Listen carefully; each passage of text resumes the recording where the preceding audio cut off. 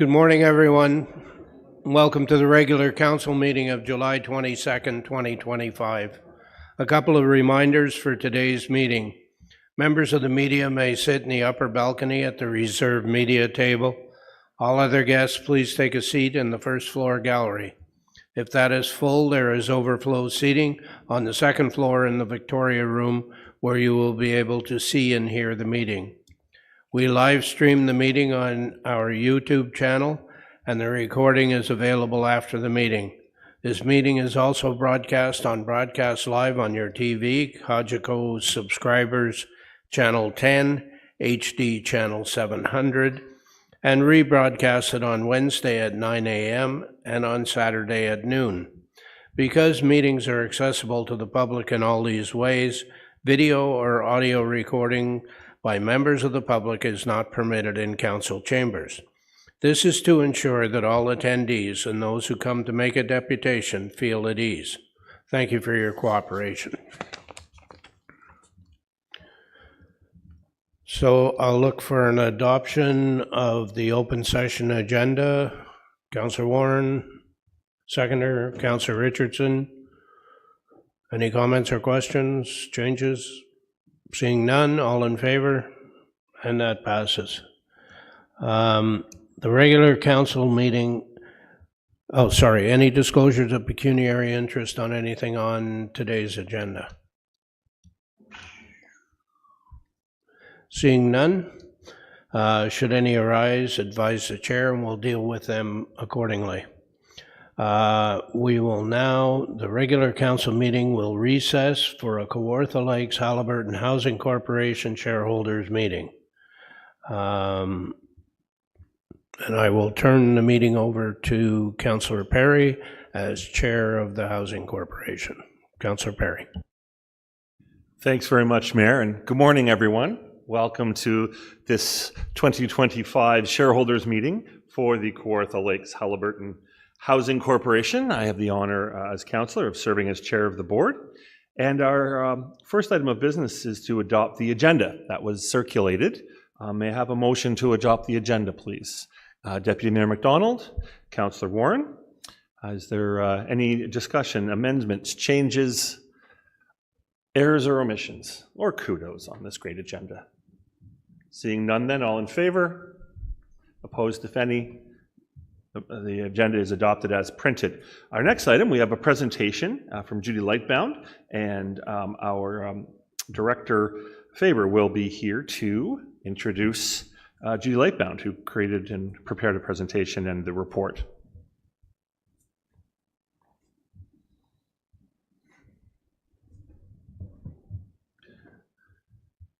Over to you, Director Faber. Oh.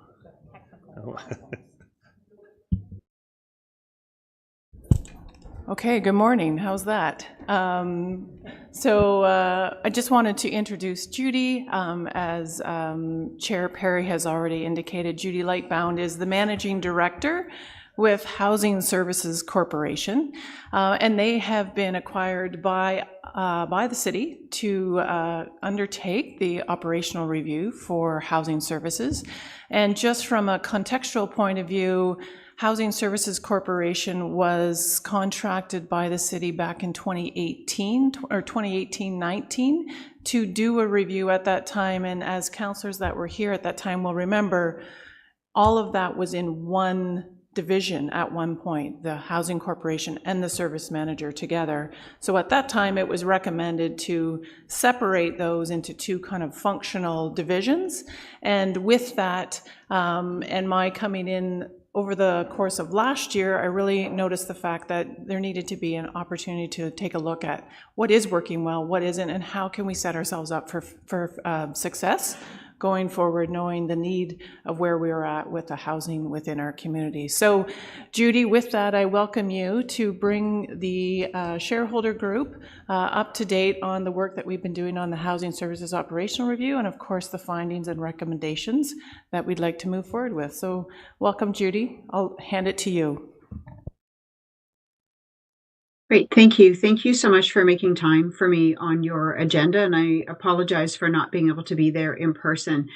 Can I just get a confirmation that the slide deck is up? It is now. Thank you. Okay, perfect. Next slide, please.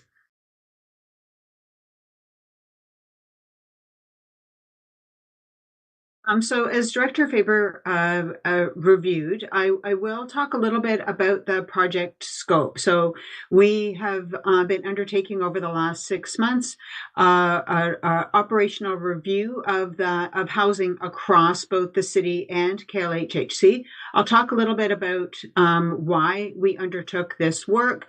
Then I'll talk about the engagement that was part of the work that we did, including a sector scan and a review of some best practices, as well as the key themes and the discussion of next steps. With regard to the project scope, as Director Faber noted, the starting point here was really looking at the 2020 governance and operational review recommendations. A great deal has changed in the sector since 2020. And so just really understanding what has worked well since that time, where have there been some challenges, where have things evolved in housing and homelessness operations across Ontario in that time.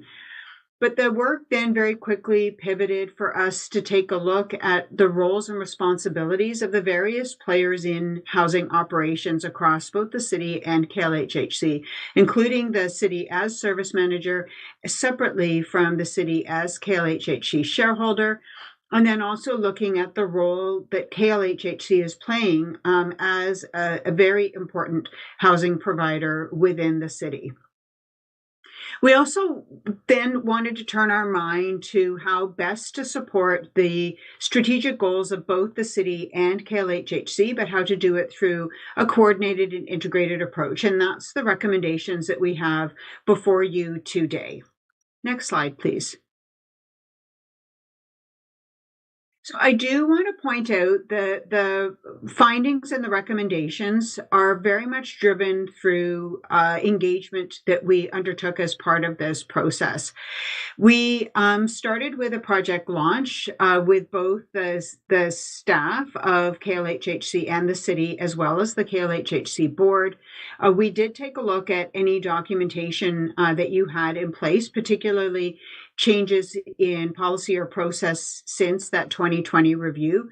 But our work very much focused on undertaking interviews and engagement sessions. So we held individual interviews with city, county, and KLHHC leadership.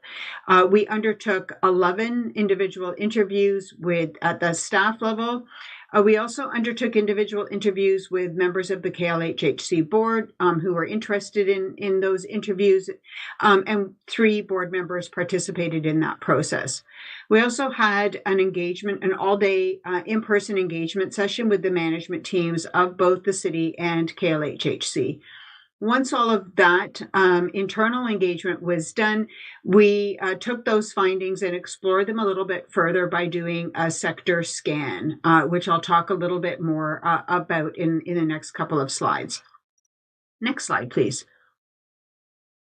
What we really heard during the individual interviews was that there is some amazing work that is being done across the board in housing operations, but there was really a lack of clarity about roles and expectations. And so I think those can be grouped into 3 main areas. There was a lack of clarity with regard to sort of the long-term goals of the city with regard to housing development, which made it difficult for housing operations, both at the city and KLHHC, to understand where they might fit into that process. There was also a lack of clarity, I would say, about the roles and responsibilities across various players, including what the expectations were for KLHHC as a corporate entity from both the city as service manager and city as shareholder, meaning what were the primary goals and objectives for KLHHC. There were some confusion about where the KLHHC board of directors is expected to focus, again, coming from the perspective of the city as shareholder and city as service manager. And then there was some confusion, conversely, at KLHHC about the role of city as service manager and what those requirements might be, as well as city as shareholder. And then it emerged that there was some lack of clarity around engaging county as partner. And then finally, in terms of the some of the key findings from the interviews, we really heard that that KLHHC is operating very much as an independent agency within the city structure, despite the fact that it is, in fact, a division of the city. And that has historically caused some barriers to collaboration and operating efficiencies. Any questions on that before I move forward? Seeing none. Next slide. Thank you very much. So as I said, once we had completed all of the individual engagements and the all-day engagement session, then we we were very deliberate about choosing 5 other service managers or housing operation managers within a service manager to explore things that have changed in the last 5 years and how they have structured their relationship between their housing corporation and the service manager role. So you can see here on the list the 5 that were selected. 2 of these were selected, London and Peterborough, because at the time of the 2020 review, they had created housing development corporations separate from their housing corporation. And we explored that quite a lot in the 2020 review. However, since that time, both of those organizations have folded, have ceased operations. So we wanted to understand a little bit about why that happened and who's doing development in those areas. We also included York Region, primarily because York very much informed that 2020 study, and we wanted to understand what has been working well for them since 2020. Halton and Peel were selected, and I know that they're quite large regions. However, they were selected for very specific purposes. Halton was selected because it's very much focused around housing development across the housing continuum, and this will become clear when I'm talking a little bit more about the role that the city as service manager plays in housing, but they're looking very much at building housing with supports. Again, it was less of a conversation about scale and more of a conversation about who is doing what, roles and responsibilities. And then Peel was also selected because they are really trying to reimagine the relationship between the service manager and the housing corporation. Again, less about scale, more about roles and responsibilities. Next slide, please. These next 3 slides I'm going to move through very quickly. There's more information in the report, but I'll just pull out a key point on each of the slides. So what we heard during those engagement, so I should note for that sector scan, we set up individual interviews with each of those organizations. And what we heard is that there has been a real shift over the last 5 years with having the housing corporation very much focusing their attention strategically around capital planning, asset management, and asset maximization, as well as increasing the focus on resident engagement and accessing resident supports. Recognizing across Ontario how critically important the housing stock is that is being managed by the Housing Corporation, there has been very much a focus at the service manager of ensuring that their Housing Corporation is set up for success around asset management and bringing in the necessary supports for their residents. Not development. We have really seen a pullback in the sector from the Housing Corporation leading new development. Next slide, please. And this point, you'll see at the bottom bullet on this slide, what we are seeing in the sector. As I said, those housing development corporations were closed for, I think, two primary purposes.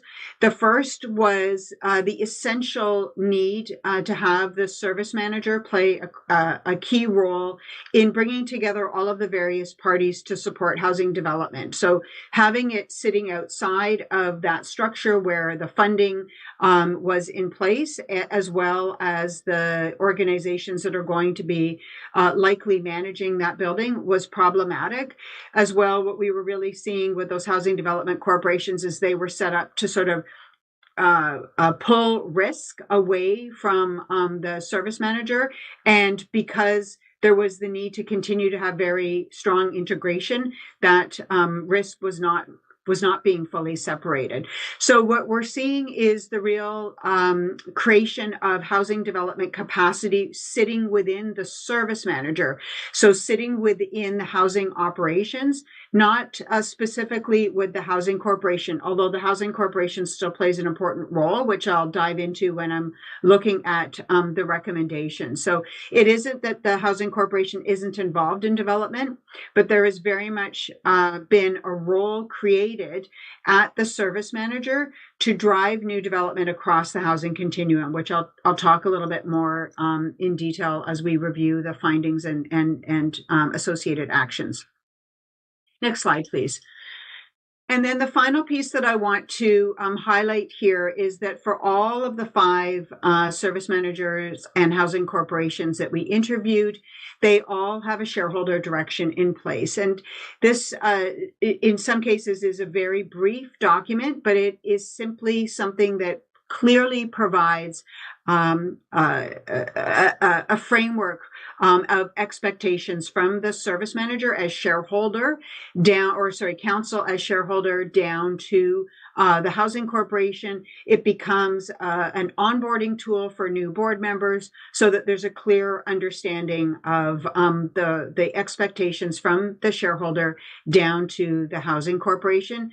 As this notes, in some cases where there is shared services, there is an additional agreement in place, but the shareholder direction is really clear, really necessary in order to promote that clarity of roles and responsibilities across the two corporate entities. Any questions before I move on to the key themes and associated actions, or the findings and recommendations? Nope, seeing none. Thank you. All right, well, let's dive in. 6 key themes were identified emerging from the work. All of these are very much focused on addressing that clarity issue. And so, as I'll reiterate from the top, we didn't find that there were any issues. A great work is being done. This is really around trying to be very clear about who is doing what, where, outlining what those expectations are, and backing those expectations up with associated actions that support achieving, for everyone to be able to achieve their various roles and responsibilities. So I'll dive into each of these 5 individually, and I'll start first with developing a housing plan. Next slide, please. But before I dive into the actual findings, I do want to point out that when I'm talking about developing a housing plan, I really want to be deliberate about separating this conversation from what may be a housing plan of council versus a housing plan of the city as service manager.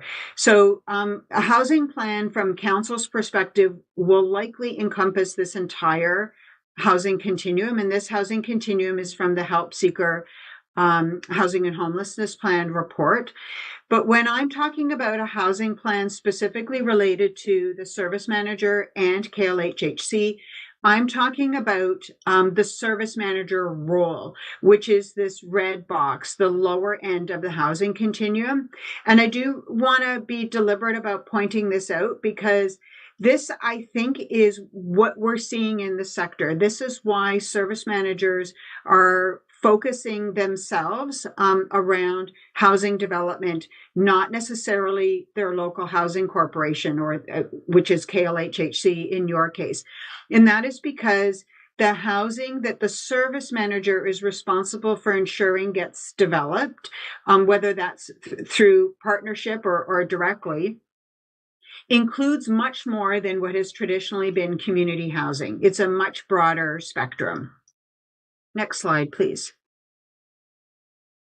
So what we're suggesting is that there is a need for the service manager, and again, I'm being very deliberate about language here, but that the service manager who's responsible for housing and homelessness identify priorities for new development investment. So whether that may be emergency, transitional, community housing, or lower end affordable housing. But there is a need for the city as service manager to set that strategic path forward.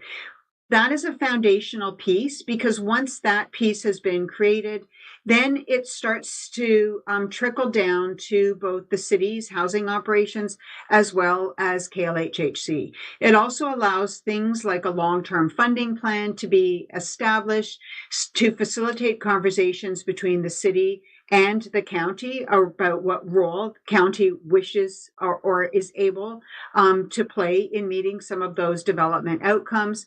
It also supports making decisions about things like creating a housing reserve fund and allocating that directly annually. So there's a sort of a circular view that once you have that housing plan in place, it starts to trigger the ability corporately to start setting some additional pieces up that are going to be necessary to deliver on that housing plan. Next slide, please. So some of the associated actions that we have identified, as I said, is to really set that housing plan. And I want to be clear here that I don't believe that this needs to be a consultant report.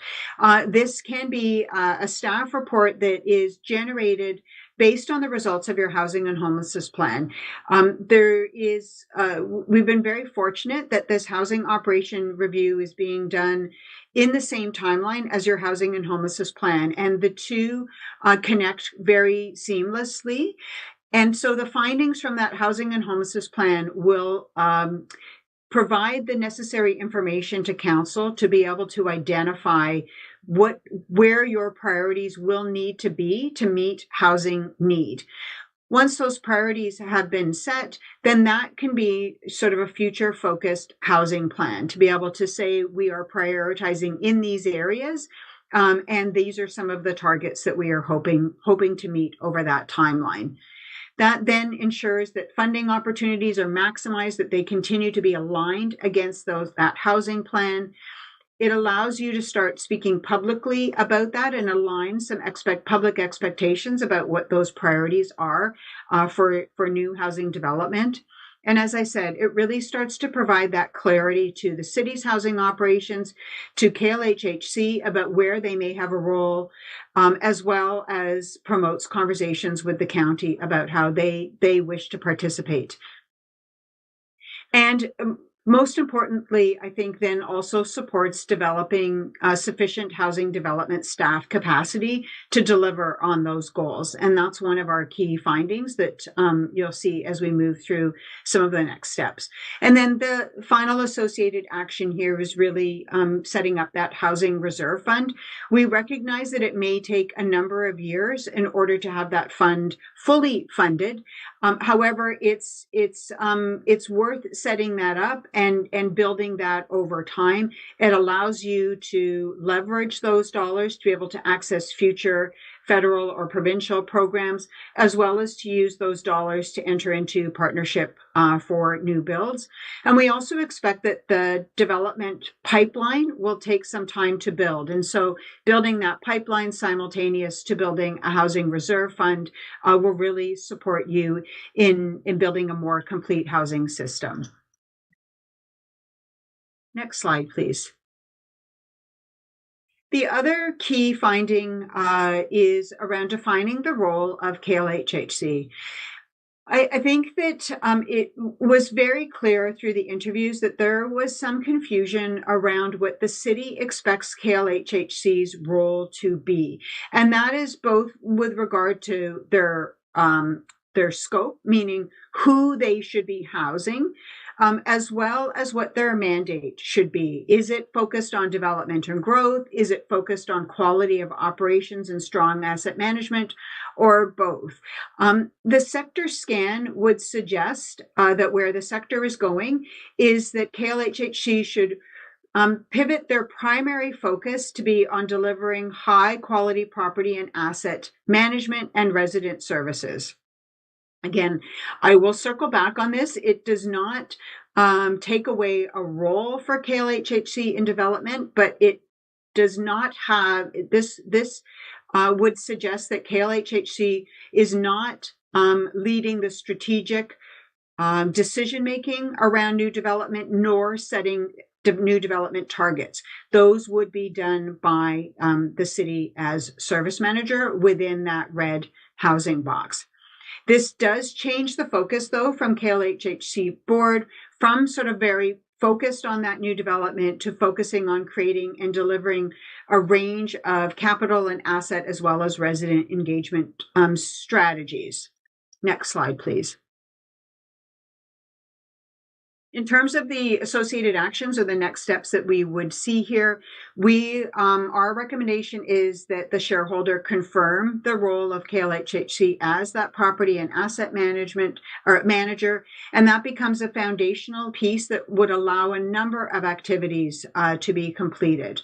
It enables a review of the role, authority, and structure of the KLHHC board. You have some board vacancies. It enables a conversation about whether you wish to fill those vacancies or have a smaller board. Obviously, these are conversations that you would wish to have in concert with the KLHHC board.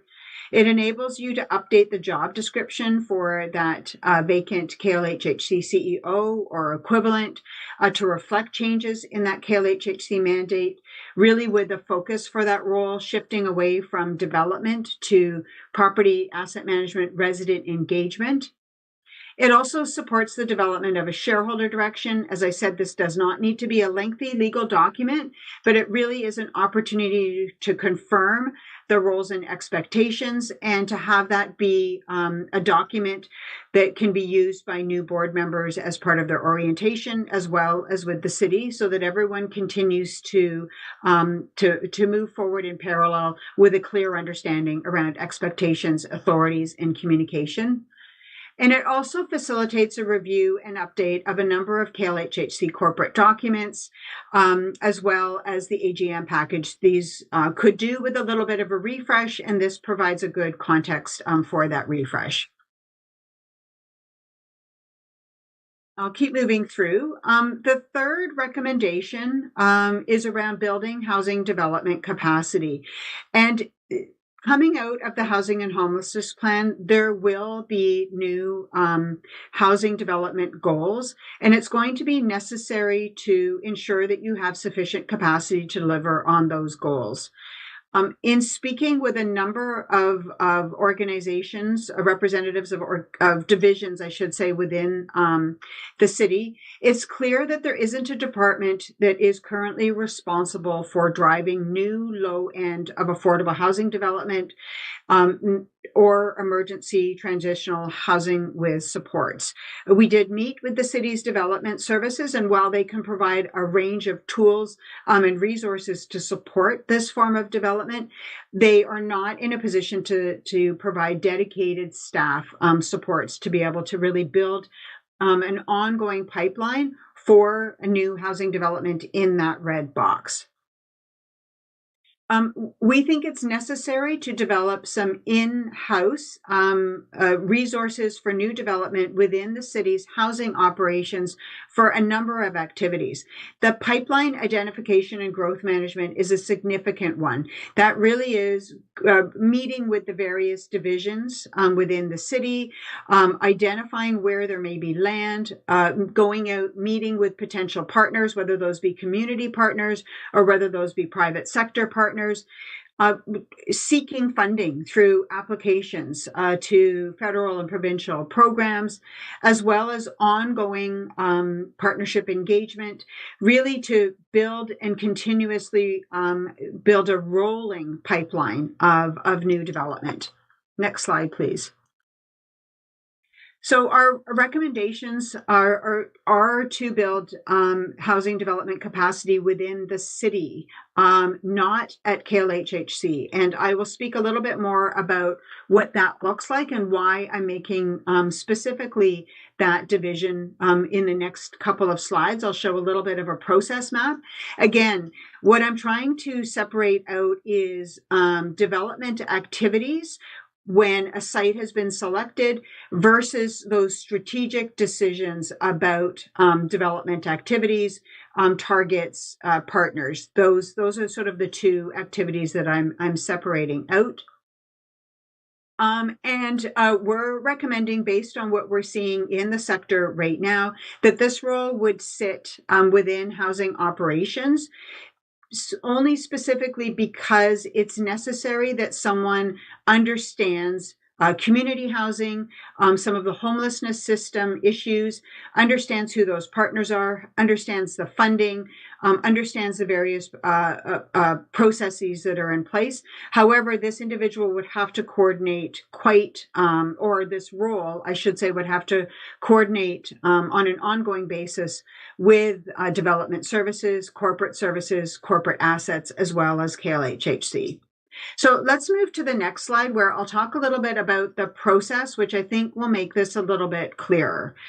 So as I noted in sort of that first recommendation, we see City Council setting that housing plan. So really determining what are the housing development priorities for the service manager within that red box. There would then be engagement through the Joint Advisory Committee for Housing and Social Services. This becomes important work in engaging with the county as well around how can we actually deliver on those goals? What do some of those how can we work together through a coordinated, integrated approach to be able to deliver on those targets? City housing operations would identify sort of a long-term plan and start to develop targets and priorities and a process to deliver on the housing plan. Then we have this new housing development role. And as I've already identified, this would coordinate between city divisions, whether that be development services, corporate assets, and KLHHC. Identify that rolling pipeline, identify sites, assemble land, do all of those pre-development activities, explore funding, which is a significant a part of this role, as well as to continuously reach out and engage potential partners. Next slide, please. Then we're suggesting that a decision tree would be that the city would determine sort of what their purpose would be for the new housing asset. Do they want it to be emergency housing, transitional, housing with supports, or deeply affordable, or maybe they're looking to create low or moderate affordable housing? And you'll see some of the range of housing there. And the city will also determine who is going to own or property manage this housing asset. It could be KLHHC, but it could also be one of your community partners. It could be an existing nonprofit housing provider that you have in the system. It could be one of your social support service providers, or it could be a private entity. We're suggesting that once it has been determined that KLHHC is either going to own or property manage that new housing, that KLHHC board would be very involved, as would staff, in all of the necessary activities to derive that new development. So these activities are very similar to the information that goes to the board now and the role that KLHHC asset plays right now, which is doing the pro forma development, identifying sort of a project viability model, overseeing and managing procurement, finalizing the building design, confirming financing, partnership agreements, overseeing the construction, and managing the move-in. So hopefully what you see here is that there remains a role for KLHHC in development, but again, it is separating out sort of that strategic decision making and coordinating at the city, recognizing that the city as service manager is going to be looking at a broad range of developing a broad range of housing along that continuum, some of which is going to be owned or managed by community partners, like the John Howard Society, for instance. And in those cases, KLHHC will not directly be involved. They may be able to provide some of their expertise to support, and they definitely be part of some of those early conversations, but that housing will be owned or managed elsewhere. Next slide, please. The next recommendation is really around clarity, confirming KLHHC's role in housing those with complex care needs. This is really just a recognition piece, recognizing that right now in the city and county, there are some housing needs where KLHHC is increasingly housing residents with complex care needs. That's just a reality that we're seeing across the sector, that those who are needing housing right now are often coming with many more needs than just affordability ones, that they often have some additional health or mental health or addiction issues. KLHHC buildings are an older stock and not necessarily designed to be able to address some of these complex care needs. Recognizing that staff are doing a phenomenal job. Right now, I'm talking really about the housing buildings themselves, the assets were not necessarily designed, for instance, with additional security that might necessarily need to be in place, or spots or places where you could have additional services and supports on site. But we recognize that KLHHC's expertise is really in property management and not being a supportive service provider. However, there is a need, and that need needs to be recognized, and the fact that KLHHC is increasingly playing this role. Next slide, please. So what we're suggesting is, until such time as you can sort of build up more housing capacity in some of those other areas, like creating housing, permanent housing with supports, or transitional housing, that KLHHC will continue to play this role. But there needs to be a recognition that that may lead to some higher costs, whether those be operating costs or in terms of ensuring that there's adequate support services in place for residents that might need those, as well as potentially increased insurance costs. And there might also be increased capital costs with some repairs that need to be done, or additional costs at unit turnover. This may seem like an odd recommendation, but we had heard during the interviews that there was a little bit of a push and pull around an expectation that KLHHC should be able to fund their operations through the rental revenue that they are receiving. And that becomes increasingly challenging in the model that you're seeing right now, where the individuals that KLHHC are housing, and not just KLHHC, nonprofits and co-ops in your area are also housing, pulling individuals off the centralized wait list. They're often coming with very challenging needs. So the ability for you to be able to generate sufficient revenue to cover your costs in this time is very difficult. What we are seeing is there is a desire in the sector, as service managers are looking at the future of their housing corporation housing stock, to be able to start to build more blended portfolios with the potential of having some new development that is much more market-based, so that they can eventually move to a place where there might be the ability to be self-sustaining, meaning that revenue that is being generated from market rental units is offsetting some of those RGI units. But what we're seeing right now with the need that there is to access the KLHHC units for those in deepest affordability needs, you're not in that position right now. And so this recommendation is really suggesting that in this time, until some additional capacity is built, there needs to just be clarity across housing operations, that KLHHC's costs may be a little higher than one might think or have seen in the past, and that there's an opportunity to balance that over time when you're able to build additional housing capacity. The next recommendation is really around taking a look at housing operations across the city and KLHHC, building stronger collaboration and the opportunity to find some efficiencies in housing operations between the two. The first, I think, is that the city as service manager needs to strengthen its role and provide clearer direction to KLHHC about what they require in order to meet their service manager role. And then there is an opportunity, as I've mentioned right off the top, where KLHHC is operating very independently. There's an opportunity for them to have greater access to other division support within the city, whether that be IT or legal support or risk management support. So increasing the alignment there between KLHHC and accessing city services. And we're also suggesting that there's an opportunity to create greater alignment, even just in the operating organizational structure within housing operations. Next slide, please.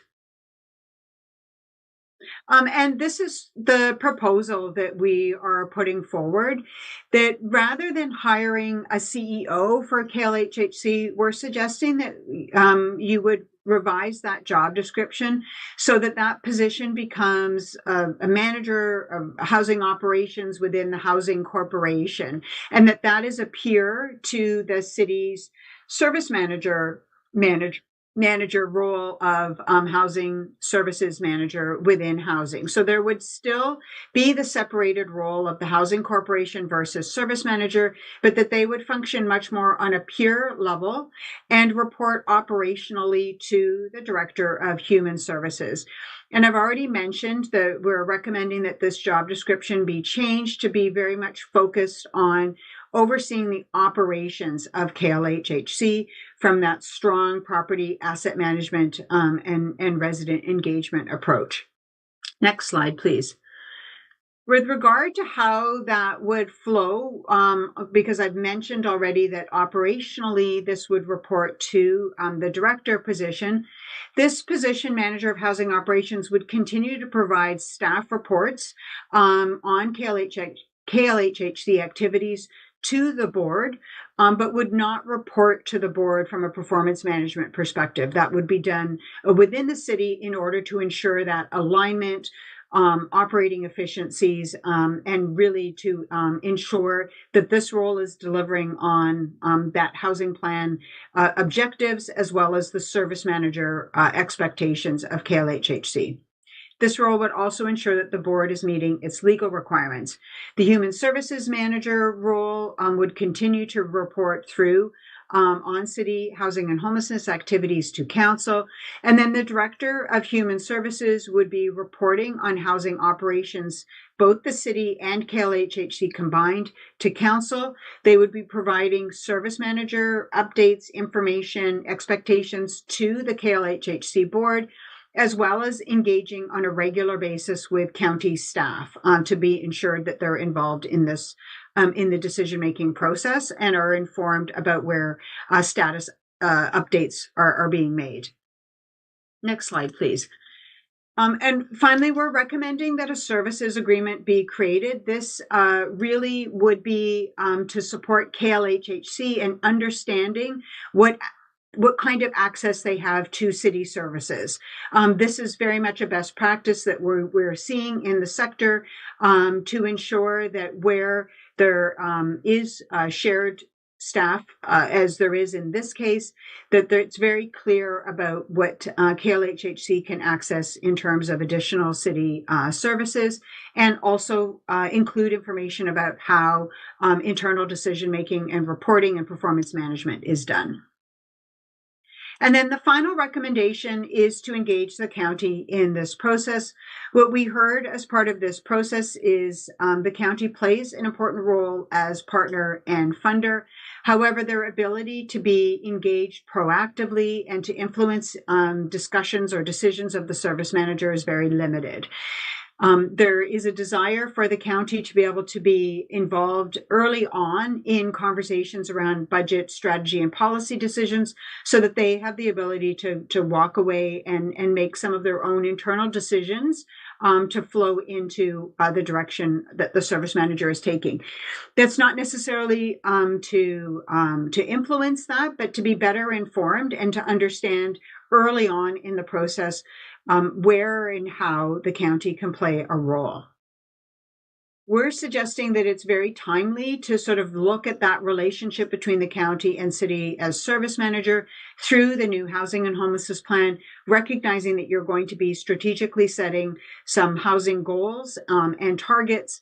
And there is an opportunity to engage proactively with the county, review some of those housing plan priorities and associated funding needs, review that role of KLHHC, particularly in housing those with complex care needs, review the desire to build some housing development capacity, and engage with the county about where and how they see themselves being able to play a role. Next slide, please.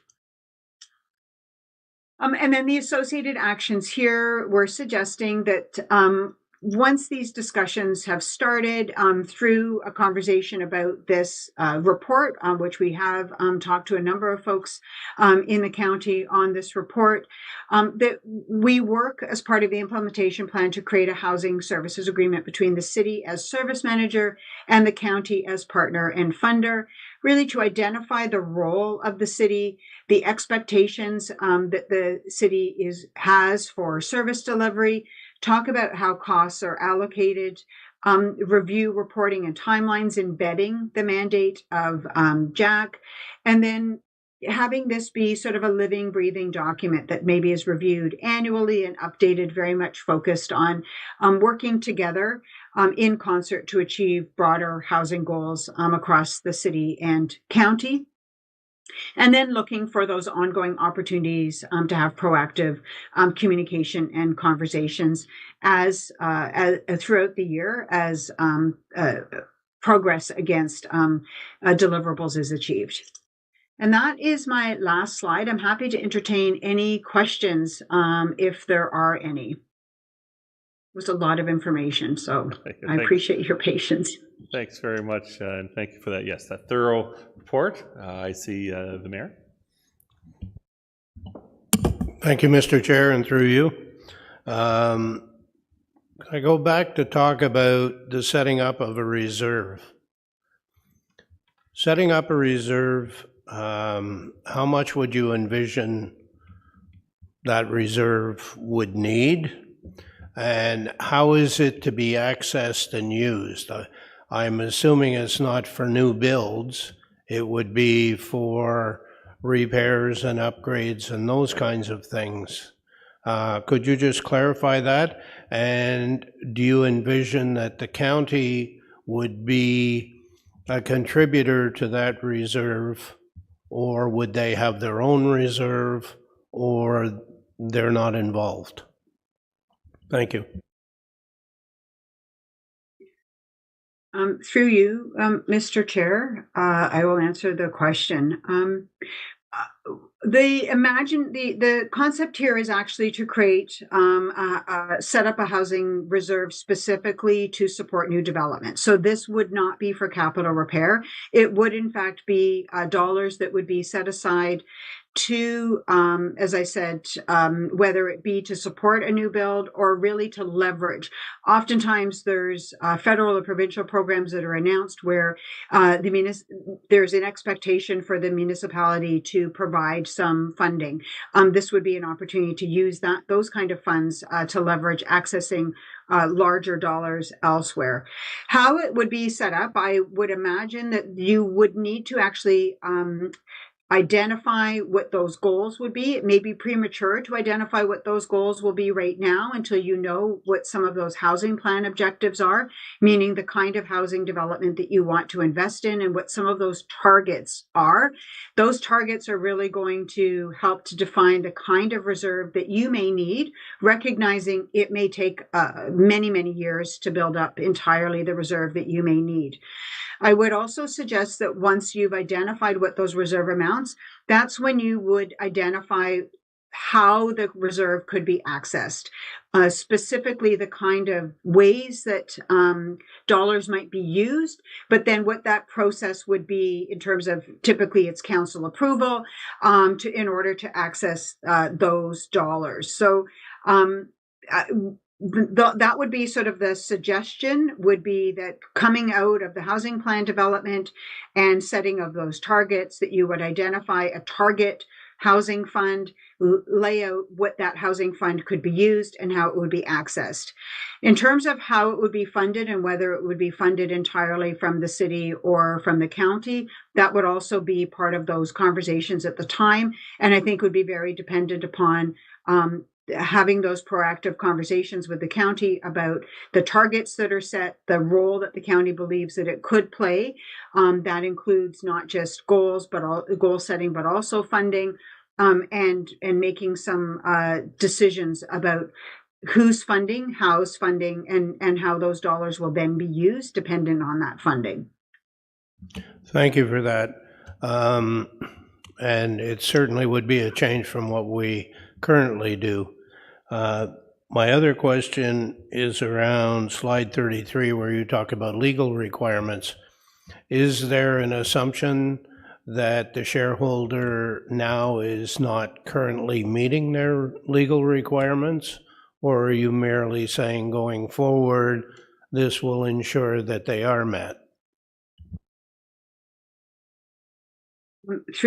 I'll answer the question through you, Mr. Chair. Yes, I'm certainly not suggesting that any legal requirements are not being met. They absolutely are. I just wanted to be clear that it is often the role of the CEO to be able to support the board to be tabling the necessary documentation to meet those legal requirements. And we're suggesting that in changing that CEO role and changing that reporting structure, that individual would continue to provide that support to ensure that the necessary reporting is being provided to the KLHHC board so that they're meeting their fiduciary duties. Thank you. I just get nervous when I see asterisks beside things like that. Thank you. I'm sorry. I interrupted you. The reason there was an asterisk there is that there was a question that we wanted to pose or to explore as part of the implementation plan about whether there was support that could be provided by the city clerk in that regard. That was the only reason that there was an asterisk there. I apologize. Thanks very much. Councillor Richardson. Thank you, and through you, Chair. That's exactly where I was going to, is my questions are around that housing reserving fund. So with the formal plan is required for us to access those federal and provincial funds for grants and programs. Is that housing reserve fund an additional requirement that has to be put in place as we move forward?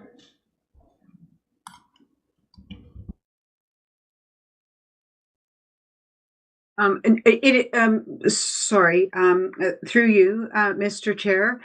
I think that the short answer would be yes. It's a conflict, and I'm not trying to hedge my bets here, but the reason that I'm saying that is because for two reasons. The first is that once you've developed that housing plan and identified some targets, There will be ambitious goals there, and you will need to be able to access a range of funding.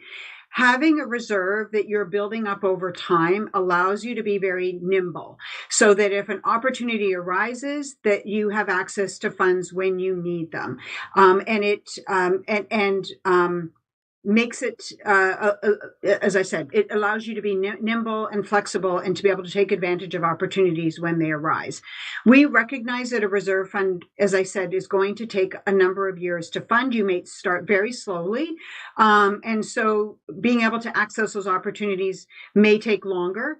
But having a reserve fund set aside specifically for this purpose will allow you to be very flexible, so that when additional funding becomes available, or land becomes available, or a building suddenly becomes available, that you're able to seize on those opportunities. So I would say that in order to support delivering on your housing targets and your housing development goals, you will need to set aside housing development reserve funds to be able to support that.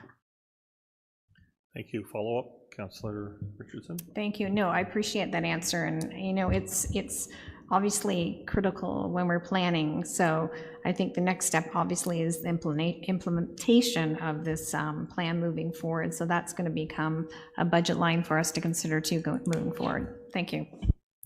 Thank you very much. Director Faber, did you have any comments at this point? Yes, thank you, Chair Perry. I think if I could just add two facts around some of the questions that have been raised. So currently there is a housing reserve set up. Council decided to set that up first time in 2024. So there was 500,000 went in 2024 and 500,000 went in 2025.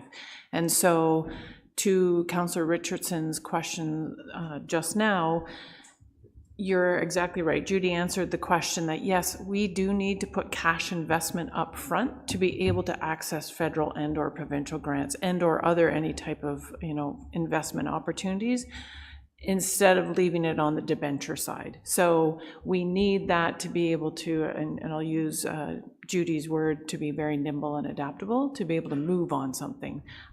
Yet without that pipeline development and knowing what we have available, this is where we have found ourselves spinning our wheels a little bit. And you'll remember that there's been a few opportunities over the last year where some buildings and properties have come up.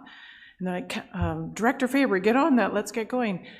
We just haven't had that opportunity with the capital investment to coincide with it. So those are my comments. Thanks for that clarification, Councillor Joyce. I believe you were next, and then Councillor Warren. Yeah, thank you. I just wanted to thank Ms. Lightbound for a great presentation. It's, in my opinion, it's a great business case, the separation of roles and the mandate, the reserve fund for future investment.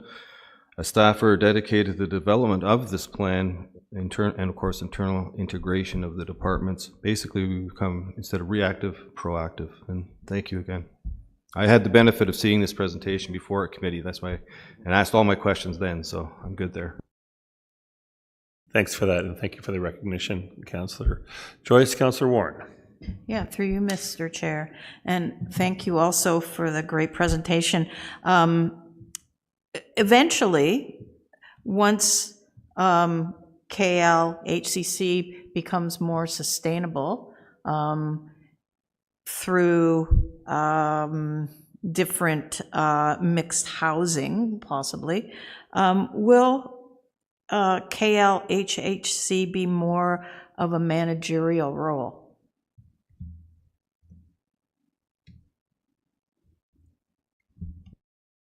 Do I have a taker for that question? Yes, thank you. Thank you, Councillor Warren. Thank you, Chair. That's a really good question. I would say the role would not change. The role of KLHHC is they are the largest housing provider in your area. They are also a large housing provider. Even by standards across Ontario, they are a very large housing provider. They have a very significant housing stock to manage. That long-term asset management approach will be necessary forever. being able to make strategic decisions about asset maximization, asset renewal, capital funding, making some strong decisions about property management and resident engagement and how to support residents to thrive and to achieve successful tenancies. Those will always be in place, regardless of who is being housed at KLHHC. Thanks very much. Any follow-up, Councillor Warren? No, that's good. You're fine. Any other questions, comments on the presentation that we've had? Seeing none then. Going once, going twice again. Seeing none. Where's the agenda? There it is. Looking at our new business there, item 4.1, there are several motions that have come. Councillor Perry. Oh, yes. Chair Perry, could we just, excuse me, could we get a motion for the presentation? Sure. Can I have a motion, please, to receive the report as submitted? Councillor Doble, seconded by Councillor Warren. We've had some questions, comments, and debate. Anything further on the motion? All in favor? Opposed? The report is received as presented. Thank you. Moving now to item 4.1, there are several directions here that capture or flow from the report and its recommendations, that we receive the report, that the draft review report be approved and finalized following our meeting, that we are able to return after developing a shareholder direction document to articulate the scope and mandate of the Housing Corporation. As I mentioned, that will come back here for approval. That staff be authorized to recruit the manager, as was mentioned in the report, and establish an implementation plan for the recommendations flowing from the report, resources being aligned with the approved operating budget coming up for this coming year, which will require submissions. It's my suggestion we move this just together. But if there's anyone like to break those out individually, I can entertain that as well. No? Okay, I'm not seeing any dissent. So on consent then, I'd like to move that item 4.1 on the agenda be moved in omnibus as printed. I have a mover, Councillor Richardson, seconded by Councillor Warren. Any further debate, discussions, questions, queries? Going once, going twice, seeing none then. All in favor? Opposed, if any? The omnibus motion is approved and adopted as printed. Great, thank you. That brings to a close our shareholders meeting, given the agenda that we approved. Can I have a motion to adjourn, please? I think that's Deputy Mayor McDonald. Got a seconder for that? Thank you, Councillor Joyce. All in favor? And we're adjourned. Thank you very much. Thank you, Mayor. Thank you. We'll take a break for lunch until 1 o'clock. For council and staff, there is lunch up in the Weldon room. Thank you.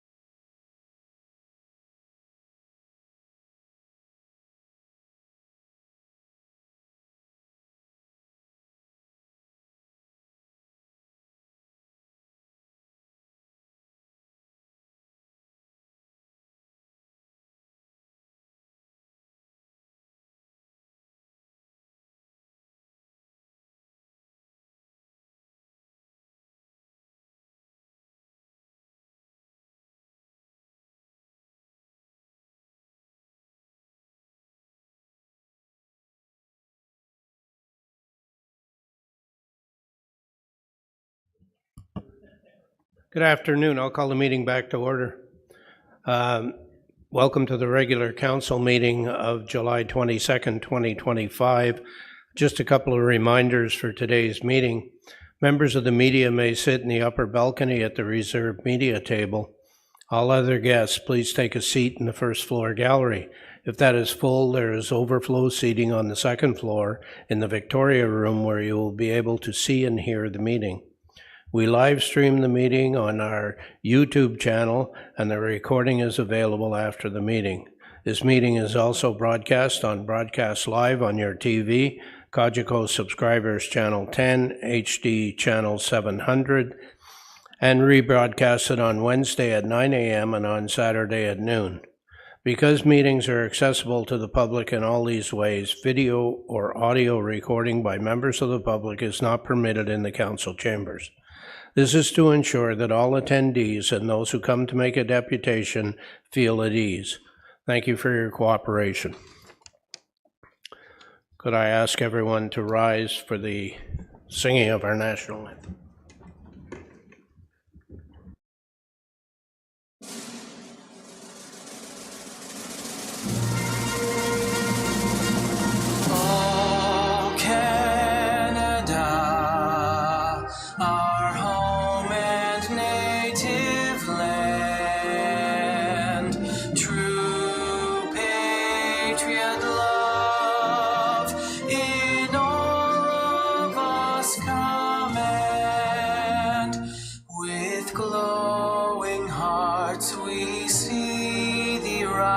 The true north, strong and free, from far and wide, O Canada, we stand on guard for thee.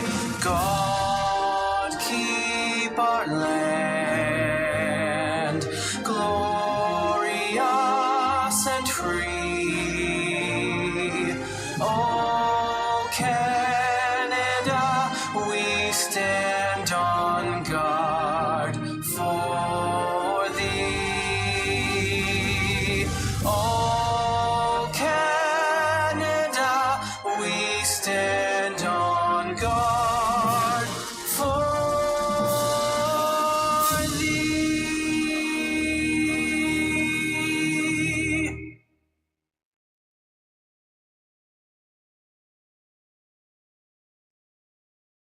Thank you. We'll now have a moment of silent reflection.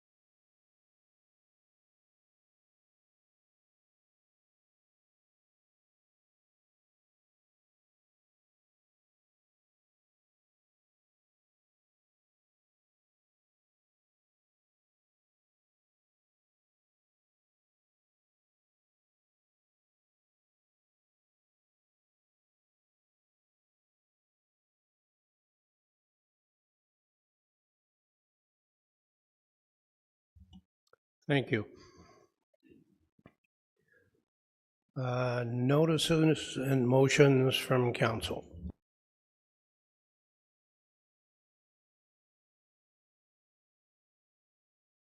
Councillor Warren. Through you, Mr. Mayor.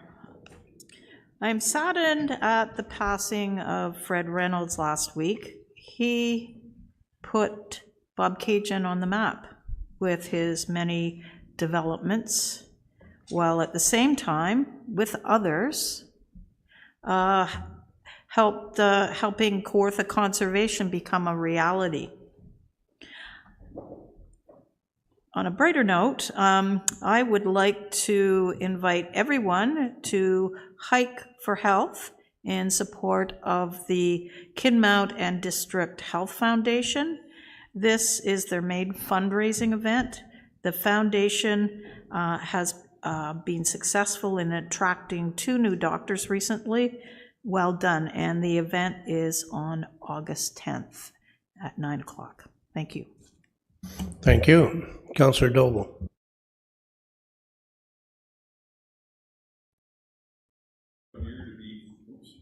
It is summertime, our favorite time of year to be outside, enjoying Kawartha Lakes to the fullest. This past Sunday, Deputy Mayor McDonald and I had the pleasure of starting the Lindsay Milk Run races. This year marks the 47th annual race. We had a terrific weather and a great turnout, a good number of participants. Kudos to the city staff and volunteers. There were about 60 of them who organized and set things up for a wonderful, safe, and healthy experience for everyone. I'm also pleased to see the recent Jump In article that Kawartha Lakes has a new campaign to keep our sidewalks safe and welcome for everyone. The Walk Your Wheels public awareness campaign reminds all of us to walk our bikes, scooters, and skateboards when using sidewalks. And as one of our promotional videos states, sidewalks are for strolling, roads are for rolling. I want to thank our Active Transportation Task Force for their involvement in this campaign. And I would also like to note that the Lindsay BIA have just installed bicycle racks in the Lindsay downtown. We want to encourage active transportation, walking and biking, but let's be safe. Also, this week is Drowning Prevention Week. Every year, lives are lost to preventable drownings, and of course, all of us were sadly reminded of this last month with the tragic drowning of 2 cottagers on Sturgeon Lake. The City of Kawartha Lakes Police Service offers the following tips to prevent drowning. When you are on the water, wear a life jacket every time. Never drive a boat under the influence. Watch your children closely. Drowning is silent and quick. Keep a phone nearby in the case of emergency. Check weather and water conditions before heading out on the water. And lastly, as I spend much of my time actively walking the local golf courses of Kawartha Lakes, if you happen to be playing behind me and send a shot in my vicinity, please have the good sense to yell 4. Let's everyone have an active, healthy, safe, and fun summer in Kawartha Lakes. Thank you. Deputy Mayor McDonald. Thank you, through you. Yeah, I just want to continue with Councilor Doble there. The milk run and the Claxons on Kent, it was just unbelievable. If you weren't in Lindsay this weekend, you missed a great event. These events just don't happen. Like, it takes a lot of volunteers, a lot of work to put this together. We probably had over 600 cars, and we had thousands of people downtown, and it was just so nice to see it. It reminds me back in the day of the homecoming. That's what it seemed like on Sunday. So I just want to take this time to to thank the city and all the volunteers and all the people who really helped, because it takes a lot of work to do that. So congratulations to everybody. It was everything went really well, and the weather was great. And thank you, Mr. Mayor, for coming and helping us give out the trophies. Appreciate that. Thanks. Thank you. Councillor Joyce. Thank you, Mr. Mayor, and through you, I'd like to take this opportunity to promote the Great Cycle Challenge. It's bicycle riding to fight kids with cancer, very closely connected to the Hospital for Sick Children. The challenge started in 2016 and has become one of the largest growing bicycling events across Canada. And it's your opportunity to pedal through August to fight kids with cancer. In the past 9 years, the total riders have rode over 28 million kilometers, raising over $50 million. There are over 1,700 Canadian children are diagnosed with cancer every year. Their vision statement is a world without cancer where all kids are living life, not fighting it. Now, why am I talking about that? Well, we have a child with cancer, one of our own, in Kawartha Lakes. Her name is Wynne. And every year, the Great Cycle Challenge will pick 5 or 6 kids as ambassadors of this cycle challenge, and Wynne is one of our ambassadors. So if you go to the Great Cycle Challenge website, you'll find more about Wynne. She and her parents, Lexi and Evan, live in Oakwood. And last October, Wynne had sustained a sports injury, what they thought was nothing out of the ordinary. She loves rugby. She's very active. Unfortunately, it turned out to be something much more serious. After further testing, Wynne was diagnosed with osteosarcoma, a type of bone cancer, a tumor wrapped around her left side of her pelvis. After an intensive 35-hour surgery over 2 days, this tumor was removed to give her her best chance of mobility and life in the future. It's invasive, life-changing surgical procedure, very complex, but the good news is recently she rung the bell. And if you know about kids with cancer, ringing the bell means you're either free of cancer or it's gone in remission.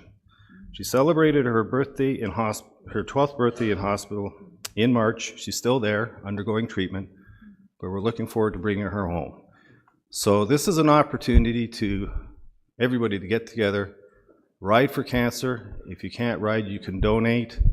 If you go to the website, I'm going to mention my very good friend Scott Gillis, who rides for his niece, Emmy Duff, who had a 20-year battle with leukemia, and donate there. I'll be riding with, the Gillis family has deep, deep roots here in Kawartha Lakes. I'll be riding with Scott this August. I'm also sporting here a wristband. This is Wynne's little mission statement, in it to win it, with Wynne spelled W-Y-N-N. It's purple, that's her favorite color. Why I'm wearing the purple tie today. So I want to do a shout out there because 12-year-old Wynne, the courage, her resilience, her strength and determination is outstanding. Yeah. And our library announcement. Library Summer Reading Club is off to a fantastic start. It is just the first 2 weeks of summer. Over 650 children have registered for this fun and rewarding program, keeping kids engaged in reading through July, August. Well on our way to break our record of 723 participants. Staff report that children are thrilled to collect stickers, tassels, and key tags they've earned by daily reading, attending library programs, and completing various reading challenges. Parents appreciate how these incentives and events help make weekly visits to the library a fun and consistent part of their summer routine. In July alone, we've delivered 52 summer reading programs across all 14 branches, 10 pop-up story times at local CKL parks, Trent Severn Locks, and provincial parks. A reminder, the library will be offering a series of Touch-a-Truck events in Dalton, Oakwood, Norland, Lindsay, Kirkfield, Dunsford, and Bobcaygeon. We're also very proud to be partnering with the CKL Parks and Recreation for a unique storytime session featuring lifeguards reading to children in Bobcaygeon and Lindsay, along with water safety programs. Dr. Councillor Doble was referring to water safety programs in Little Britain. And lastly, I just want to thank staff at the library. The growth is pronounced from month to month, year to year, and it is making a lasting impact on the lives of children and families throughout Kawartha Lakes. Thank you. Thank you. Councillor Richardson. Thank you, and through you. First of all, I want to give a shout out to the staff who ran the Members Roundup Days this past Saturday. It was a huge turnout, super successful, helpful staff on top. Great diversion of textiles, bulky plastics, electronics, household hazardous waste. We have some more Roundup Days coming. It's an awesome opportunity in our little communities to recycle and divert. So it was a good success, and it's good to see all that stuff not going to our landfill.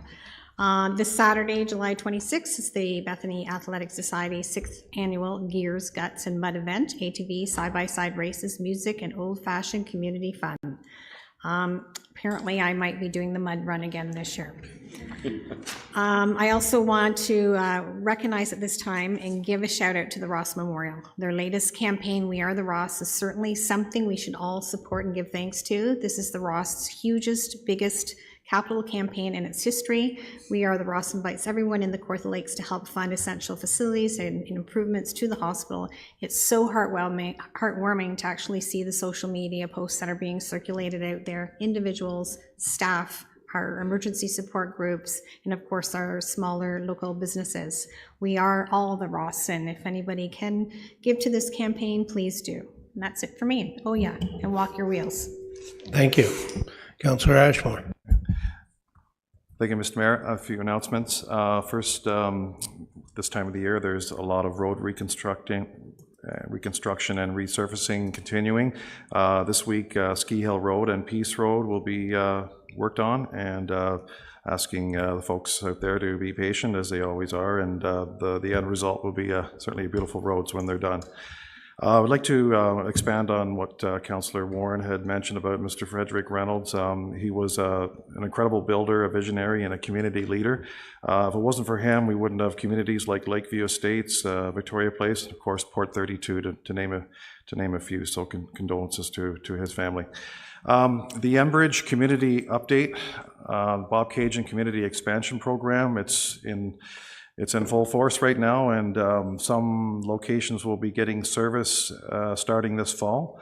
The Bob Cajun Community Expansion Project consists of up to 115 kilometers of natural gas pipeline from Cowan's Bay to Bob Cajun.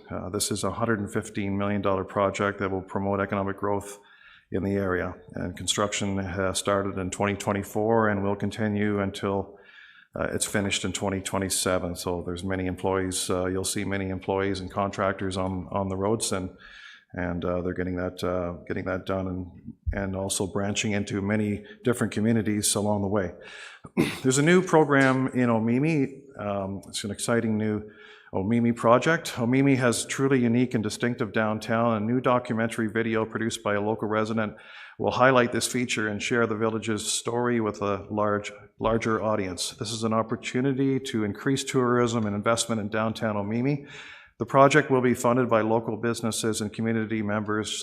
Producer Sean Toutant of Woods Avenue Digital is very grateful to the City of Kawartha Lakes for contributing to the project with historical photos from their archives. And this is an opportunity to increase tourism and encourage more investment in downtown Omemee. This project is entirely funded from local businesses and community members. A couple more things. This coming Thursday, July 24th at 7 p.m., there'll be a grand opening of the Downieville Hall Renovation Committee, opening of the Phase 4 of the Gathering Room. So that's the Phase 4 of the renovation, and this has been a community project through donations and a lot of work that volunteers donated their time and materials and efforts to make this Downieville Hall a beautiful building for the community. So that's an exciting time. We're going to have the Phase 4 Gathering Room opening on next Thursday. And finally, the Downieville Jamboree will be on August 3rd, and of course this is the Downieville Bicentennial, so 200 years of the Robinson settlers, and that will be a great day on the 3rd. There'll be a baseball tournament, a mass commemorating the pioneer settlers, barbecue, entertainment, and at 1 p.m. a ribbon cutting with the Lord Mayor of the Greater Downieville area, Eileen Hennessy. And we will be honoring over 50 family histories, and it'll be certainly a historical day in Downieville to commemorate 200 years. Thank you. Thank you. Councillor Perry, do you want to say anything about the car show in Fenelon Falls, or? I'll give that to you, Mayor, if you'd like to so speak. Okay. Fenelon Falls car show on the August 1st weekend, Friday, Saturday, Sunday. It's pretty big. I don't know if they'll have 600 cars. They usually have 200 to 300. Unfortunately, I can't be there, but Deputy Mayor McDonald's going to go up and see the Bellwoods and folks and make sure they know that there's lots, and I think Councillor Perry will be there as well. The Fenelon Fair just finished last weekend, and I haven't heard how that went. I will say that the Grove Theatre is open, and it's flourishing this year. I have already attended one thing, and actually I'm going back Thursday night, so anybody who wants to see a good show, urge you to look into the Grove Theatre. And Globus is also going strong this summer, and they have some unique talent over there as well. And I think that's Councillor Warren, you wanted to say I something? was remiss in not mentioning that Midnight Madness is happening in downtown Bobcaygeon on August 2nd, and it's always a huge event, so come on to Bobcaygeon. Okay, thank you. Anything else from council? Oh, Emmett, sorry, Councillor Yeo. Thank you, Mr. Mayor, and through you. Just so the public knows, they probably already heard, but there is a large project being undertaken in Ward 1 up here from the Department of National Defence for Canada. And Kawartha Lakes will soon be hosting part of NORAD. And want to let the public know that they're welcome to comment on the canada.ca webpage. Look up the Department of National Defence, and it's open now for commenting. You can ask questions online. You can sign up for to be notified when there's public meetings and all that stuff on the website there. So please, if you want to be involved and you want to be in the know, get on the website and sign up for information that's upcoming. And also in Ward 1, actually a neighbor to this site will be coming to council soon, will be a rather large solar project as well. So the Carden Plain is going to be well protected going in the future by both green energy and national defense. Thank you. Thank you. Notices from staff. I believe Director Johnson, you have something for us? I do. Thank you, Mr. Mayor. In light of the customer service report that's on today's agenda, I'm happy to share that the City of Kawartha Lakes received an award at the this year's Municipal Service Delivery Officials Conference Gala and Award Ceremony. The customer experience strategy and the corporate customer service standards were recognized for their innovation, collaboration, and impact. This recognition is a testament to our ongoing commitment to service excellence, guided by our corporate strategic plan. I want to thank the interdepartmental group that contributed to the developing a more modern, consistent, and responsive customer experience across the corporation. The team lead for the Customer Experience Strategy Initiative is Brandon Clarkson, Manager of Customer Service. I wanted to recognize and congratulate Brandon on his contributions to this initiative and the overall development of the customer experience team and service provision.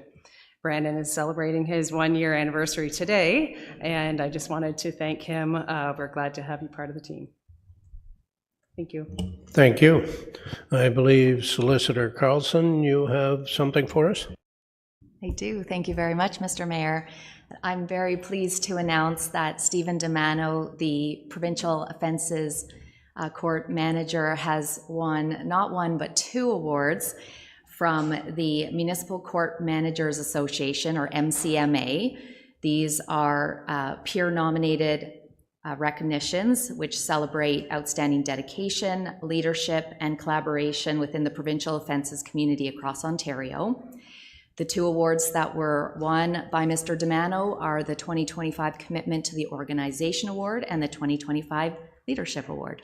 Thank you. Thank you. Congratulations to everybody. Great stuff. Okay, moving on. I need a mover and seconder that the minutes of the regular council meeting of June 24th, 2025 be received and adopted. Councillor Perry. Seconder, Deputy Mayor McDonald. All in favor? And that passes. We'll move on to item 10, which is deputations.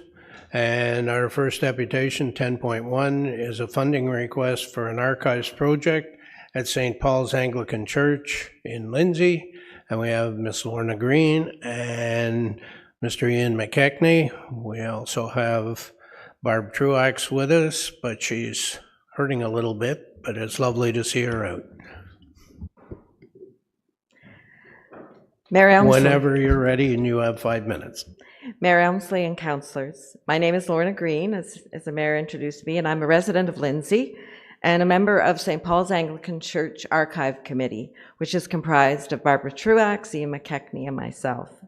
On behalf of St. Paul's Anglican Church, I am requesting financial support for our ongoing initiative to describe, digitize, and increase access to our large and historically significant collection of records and archives. To quote Nelson Mandela, anyone who has explored the world of archives will know that it is a treasure house, one that is full of surprises, crossing paths, dead ends, painful reminders, and unanswered questions. Over the past 4 years, the Archive Committee has been making improvements to how it houses this remarkable collection of community history. For years, volunteers have worked diligently to preserve the history of our community, but we realized we needed a professional to organize, sort, and collate the historic papers and photos. An essential part of the history of the city of Kawartha Lakes was at risk. So in 2023, we applied to Library and Archives Canada's Documentary Heritage Communities Program, and we received a grant of over $20,000 in the spring of 2024. This did stir up our enthusiasm and enabled us to engage an archivist who has not only brought needed order to the collection, but unearthed many significant records pertinent to the history of our community. This funding ended on April 1st, 2025. A subsequent application to DCHP was submitted in January of 2025 so that the digitization process could move forward, but was not successful. So while we have made tremendous progress, the work remains unfinished. The St. Paul's Archives covers a period from the 1850s through to the present day. These archives contain records of the social, cultural, and commercial history of Lindsay and the city of Kawartha Lakes. This will be of great value to municipal staff such as the municipal archivist, the heritage planner, and the municipal curator. Digitization will enable this collection to be made accessible across the municipality, the province, the country, and the wider world. I am now going to refer to the printed matter the council was provided with beforehand. What do we have in the collection? St. Paul's Archives are a treasure trove of records reflecting the cultural, social, and commercial history and heritage of our community, including records that are pertinent to ongoing conversations about truth and reconciliation, records that document how the church has supported the arts community over the years as a popular concert and recital venue, a large collection of parish newsletters that show how the church engaged with significant social issues such as war, economic uncertainty, challenges facing youth and young families, food insecurity, and housing. There's also correspondence, minutes and reports, newspaper clippings, photographs, and film that show how the church has supported the community over the years, from contributions to the Ross Memorial Hospital to hosting scouting events, from providing meals to fairgoers at the Lindsay Exhibition to serving the lonely at our Christmas Day dinner. Records created by local businesses contracted to provide goods and services to St. Paul's over the past 140 years, as well as records created by well-known Canadian companies that in many cases no longer exist. Some of the treasures in our collection are on the handout, one of them being correspondence from the Trent Valley Navigation Company regarding a boat charter in July of 1905, and an invoice from William A. Goodwin in July of 1888. What we were faced with: more than 150 years worth of records in varying states of condition, records crammed into filing cabinets, sometimes with no discernible order, as you can see from the pictures with the attachment, a massive quantity of duplicate copies taking up space, and inadequate storage options. We are following best practices, industry standard archival supplies, document storage boxes, acid-free folders, and snake weights, among other things, are used in rehousing and accessioning the collection. Where we are now, we have more than 21 feet of records have been safely rehoused in accordance with best practices. And in the picture on this part of the handout, it compares with the disarray of the previous one. File level descriptions and accession register enable ease of access in locating records. Next steps, scanning and digitizing records in preparation for making them accessible to researchers and other parties. Statistics recorded by Library and Archives Canada in 2020 to 2021 suggests that Canadians are more aware of their documentary heritage. St. Paul's seeks to leverage this public enthusiasm for archival heritage and raise awareness about its collection through not only online databases, but eventually social media, podcasts, pop-up displays, and other means of expression. With all of this in mind, we request that the City of Kawartha Lakes fund these archival efforts in the amount of $24,000. Thank you for your time today. Thank you. If I can get you to stay there for just a minute in case there are questions. First, can I have a motion to receive the deputation? Councillor Richardson, Councillor Doble. Questions or comments for the deputant?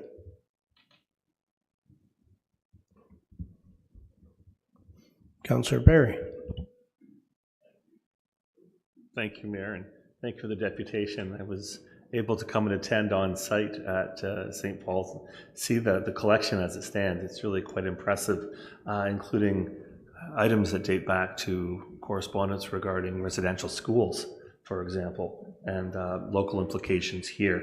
I guess my question would be, is there, because these are housed in a church, in a place of worship, in full disclosure, I'm a former parishioner and current friend of St. Paul's, is there church policy or diocesan level policy on handling of these items or maintaining of them as archives, separate from municipalities or museums?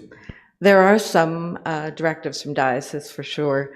Certain records after a period of time, I believe it's 50 years, have to be sent to the diocese, such as baptismal, wedding records and items like that. Thank you. Thank you. Councillor Richardson, you're good? So let's add to the receive that the request be forwarded to staff for consideration in the 2026 Kawartha Lake City budget. You'll move that? Oh, well, Councillor Doble. Okay. Thank you. All in favor? And that's passed. Thank you. Thank you for coming today. Thank you. Okay. We'll move on to our second deputation, but before I do that, Councillor Yeo, were you contemplating removing yourself from this deputation at all? Yeah, I'll remove myself and declare conflict as the deputant is my sibling. Thank you. Okay. Thank you. So if you log off yep. The next deputation is a request for supporting funding mechanisms for a clinic at the Summit Wellness Center in Cobeconk. And we have Ms. Candice Chartier and Mr. Chris Albium. You have 5 minutes. Thank you. Thank you so much and good afternoon. It's funny, I mentioned this to my wife last night that I'll be presenting and I only had a few minutes and she laughed at me, sarcastically wished me good luck because she thinks I talk too much and can't think I can keep this within a couple of minutes, so we're out to prove her wrong today. My name is Chris Albium, president of Helping Hands Healthcare. I am joined with Candice Chartier, CEO of Safe Haven. And we're here to discuss a problem that many Ontarians face, and that is lack or no access to primary care services. Often this is accentuated by a shortage of doctors or a limited access to team-based care facilities like Ontario Health Teams, and geographical disparities. Often community members are great distances away from their family physicians, so often this leads to go into the emerge department and putting additional stresses on those resources and increasing ER wait times. So our solution is an integrated care-based services through innovative partnerships to create a bundle service packages, creating a primary care hybrid clinic, both virtual and in person. Before I pass it over to Candice, some of the programs that we've successfully launched at Helping Hands are hospital-to-home programs. We've partnered with Lake Ridge Health in the Durham area and their 5 hospitals.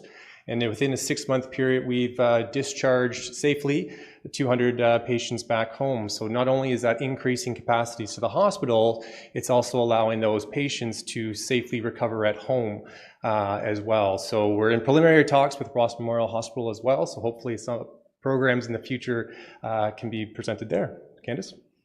Great, thank you so much for the opportunity. So I am a registered nurse. I trained at the Ross. I live in Funland Falls, and 3 years ago my dad passed away. And I know how to navigate healthcare.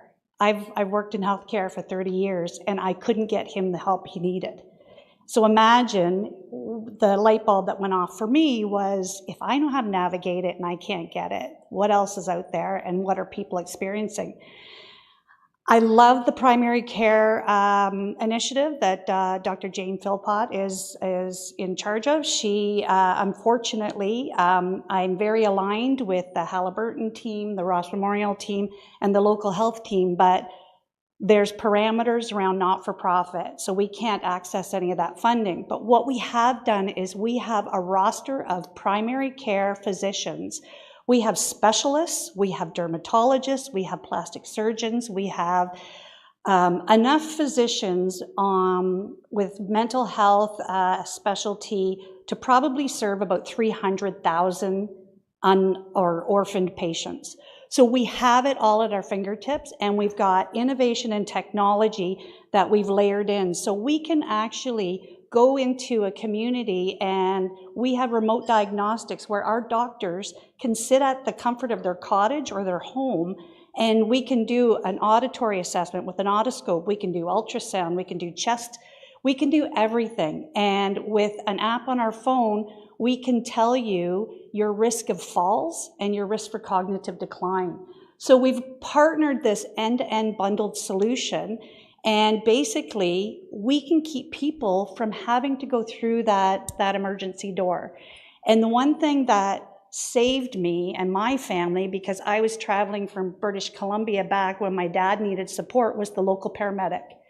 Kelly will be my savior, because she went in and she dropped in to see my dad. Imagine how successful that program's been in the province. Imagine if we can do this in the city of Kawartha Lakes, because he lived in Norland and I couldn't even get a PSW. I had to go on Facebook and got somebody to go in, and I paid her privately to look after my dad. So it's personal for me, but it's also professional, and nobody's doing this, and that's why we know it can be done.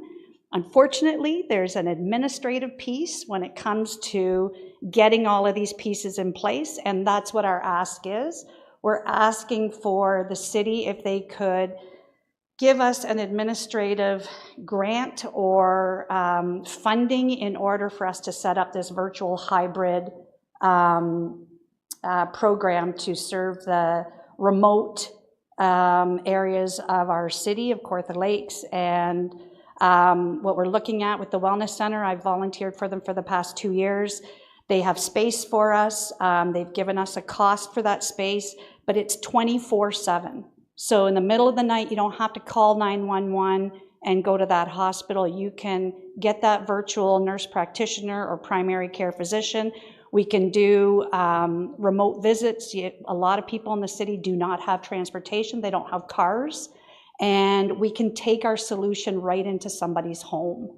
So our ask is basically, we've got this most innovative, incredible solution for orphaned clients, and not even orphaned. You could have a physician, but that physician's not there for you. We can be that solution, but we just need a little bit of help to get our program launched. And it would be based out of the Coboconk Wellness Center, and it would serve the entire city of Kawartha Lakes right up into Haliburton County. So I'll stop there. Thank you. Just hang in there for a minute. Can I get a motion to receive the deputation? Councillor Warren, Deputy Mayor McDonald. Okay. Questions, Councillor Warren? Through you, Mr. Mayor, and thank you. It sounds pretty exciting, actually. I was in the healthcare field for many years also. I was just wondering, have you reached out to the province, or Have you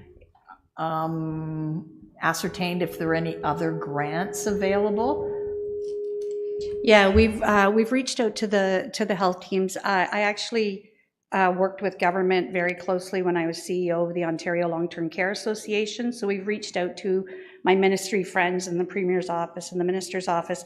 It's just there's so much focus now on the primary care initiative for the next 3 years that they're just they're staying with that direction right now.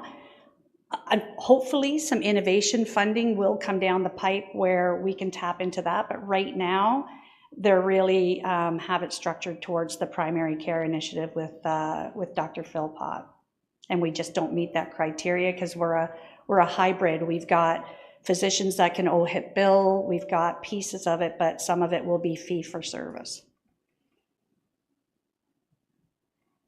Just out of interest, I was having a look through, and I was just wondering how you do imaging over a distance like that. Yeah. It just sounded very. It's pretty cool. It's through a company called 73 Health. They're based out of Finland. None of our partnerships are American. We're all either Canadian based or one of our innovations is from Israel and one's from Finland. So Business Finland has partnered with us, and they have a remote offering that would be part of our administration. And it's stethoscope, ultrasound, otoscope, throat. Their camera is so high intense that you could do skin lesions, anything like that, which is also aligns with Skinopathy, which is an AI-based skin and wound for any type of rash, any type of burn, anything like that. Within seconds, you have a specialist at the other end, and they diagnose it, the treatment. The local pharmacy that would be at the wellness center would fill it, and then you're not waiting. Like right now in Ontario, it can be anywhere from 18 to 24 months to get a dermatologist appointment, and this would be within seconds. Thank you. Councillor Ashmore. Thank you, Mr. Mayor. Through you to Candace and Chris, thanks for coming today. Just two questions. You mentioned about administration, and do you have a sort of a frustration with how long it takes to get Health Canada and the provinces to approve medical practitioners to be licensed in this country, whether it even be from outside the country or within the country? It takes almost a year. It's just incredible how long it takes to license somebody. It's just phenomenally slow. Not your fault, but you have to deal with this. Like, how do you deal with this challenge? That's my first question. Thanks.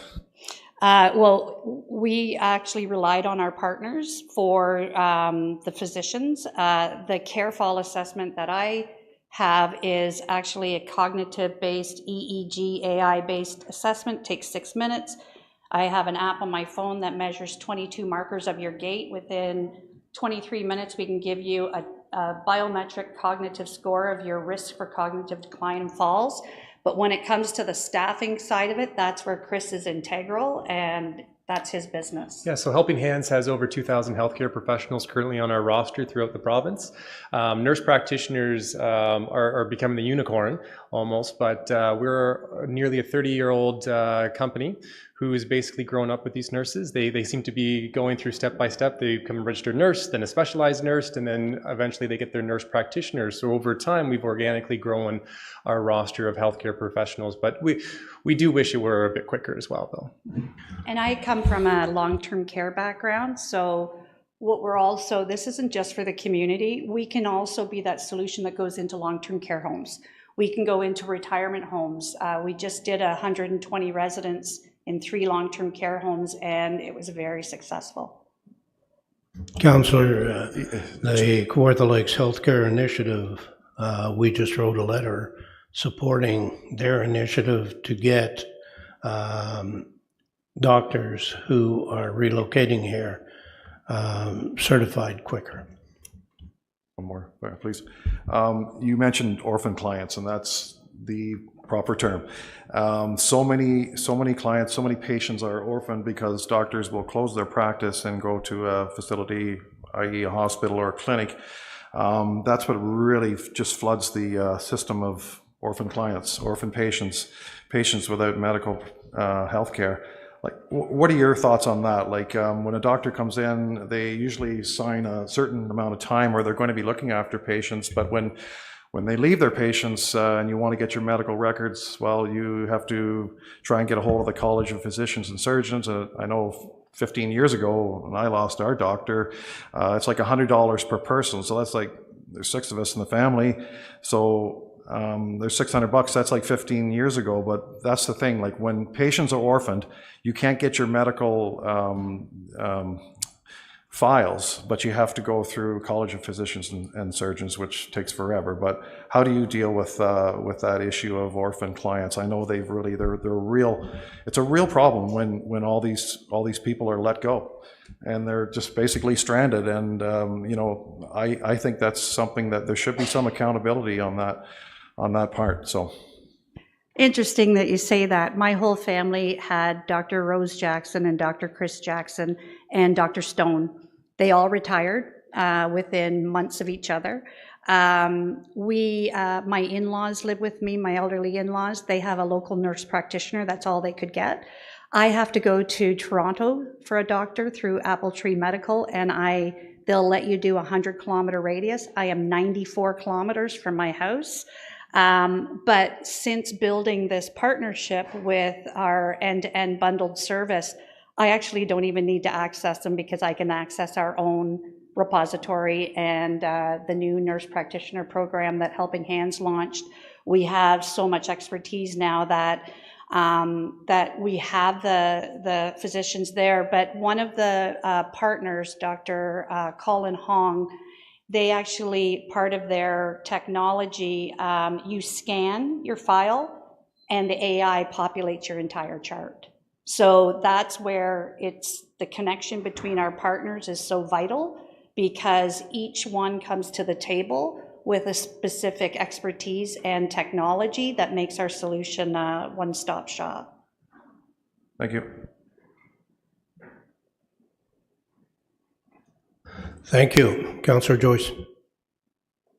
Thank you, Mr. Mayor. Through you, I got a ton of questions.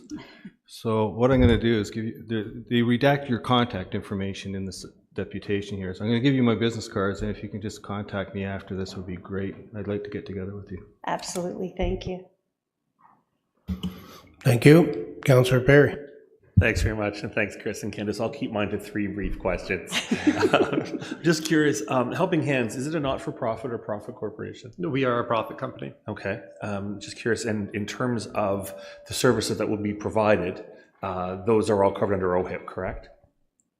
Yeah, the only things that would be, there's a whole bunch of changes going on provincially with nurse practitioners. Right. So once that new legislation passes, so for example, in long-term care, we are mandated by our Fixing Long-Term Care Homes Act to have a medical advisor, which is a physician. The new legislation will allow nurse practitioners to be that medical advisor. I think they're going to call it a clinical advisor. So once that legislation comes in, when NPs will be able to provide more services. So if there's an NP piece that we might have to use, it may be fee for service until that transition can happen. The majority of our physicians, though, can bill OHIP.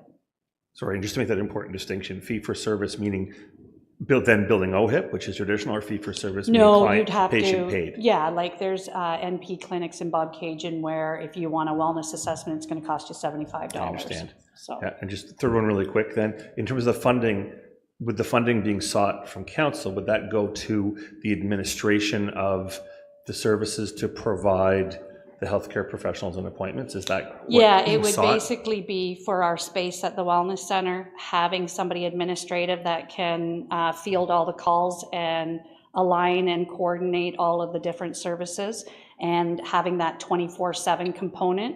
Helping Hands has the infrastructure for 24/7 based on all of their programs that they have in, so we would do the administration out of their service, so we wouldn't have to recreate the wheel.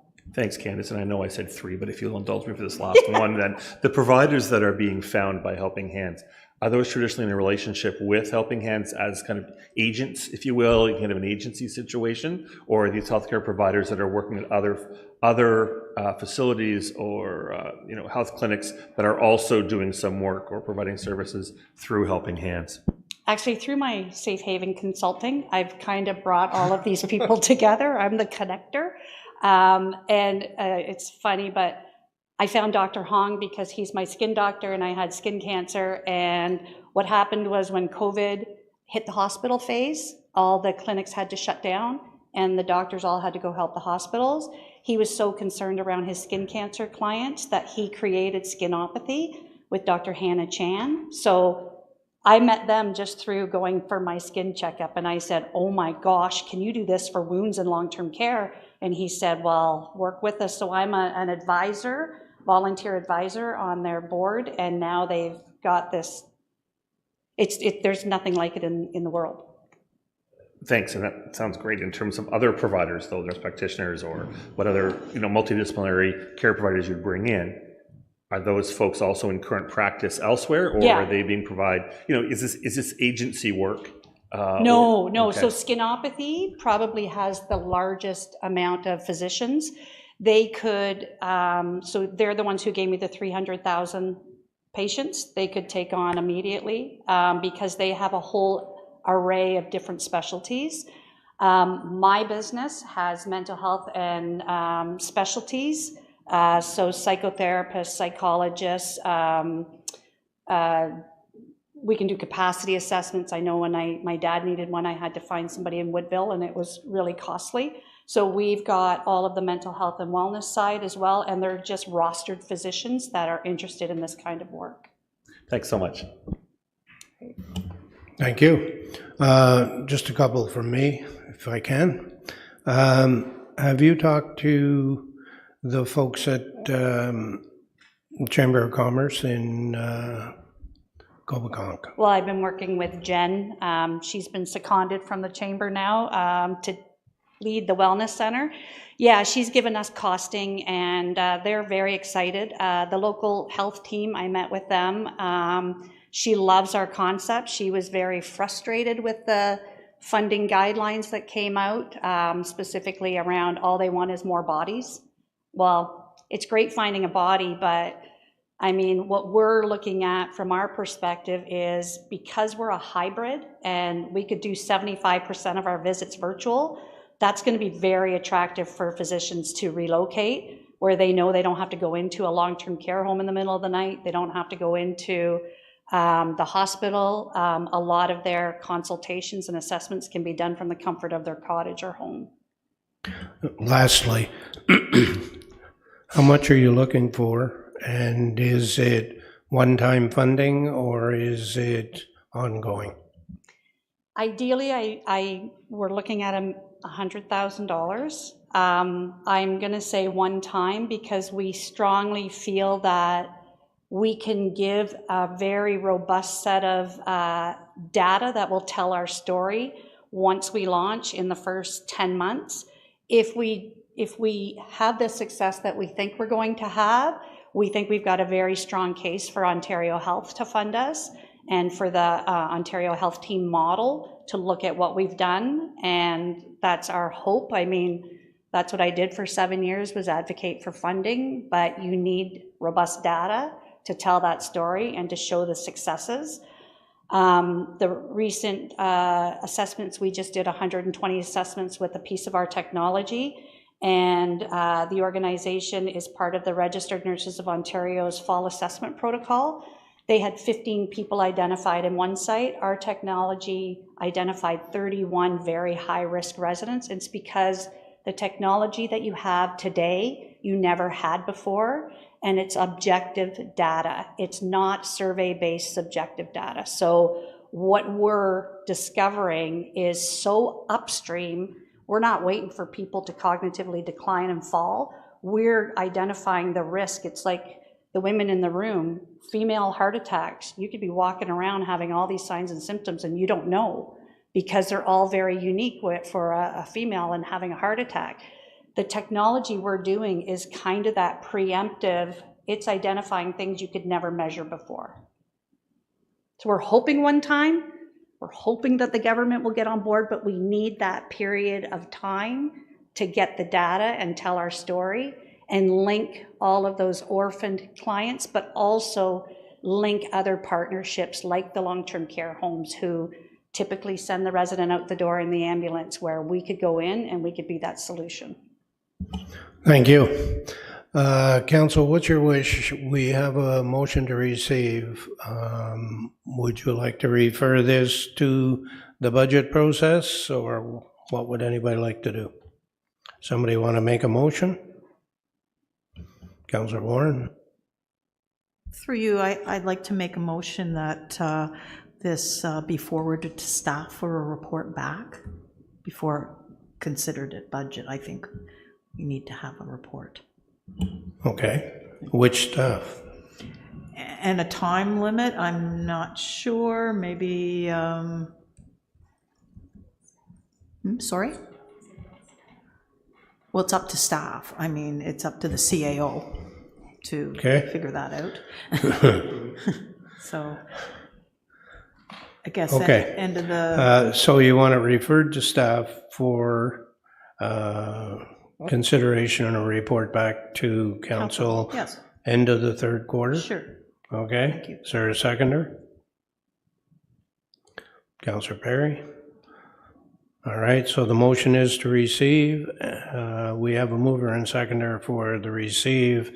Who's the mover and seconder?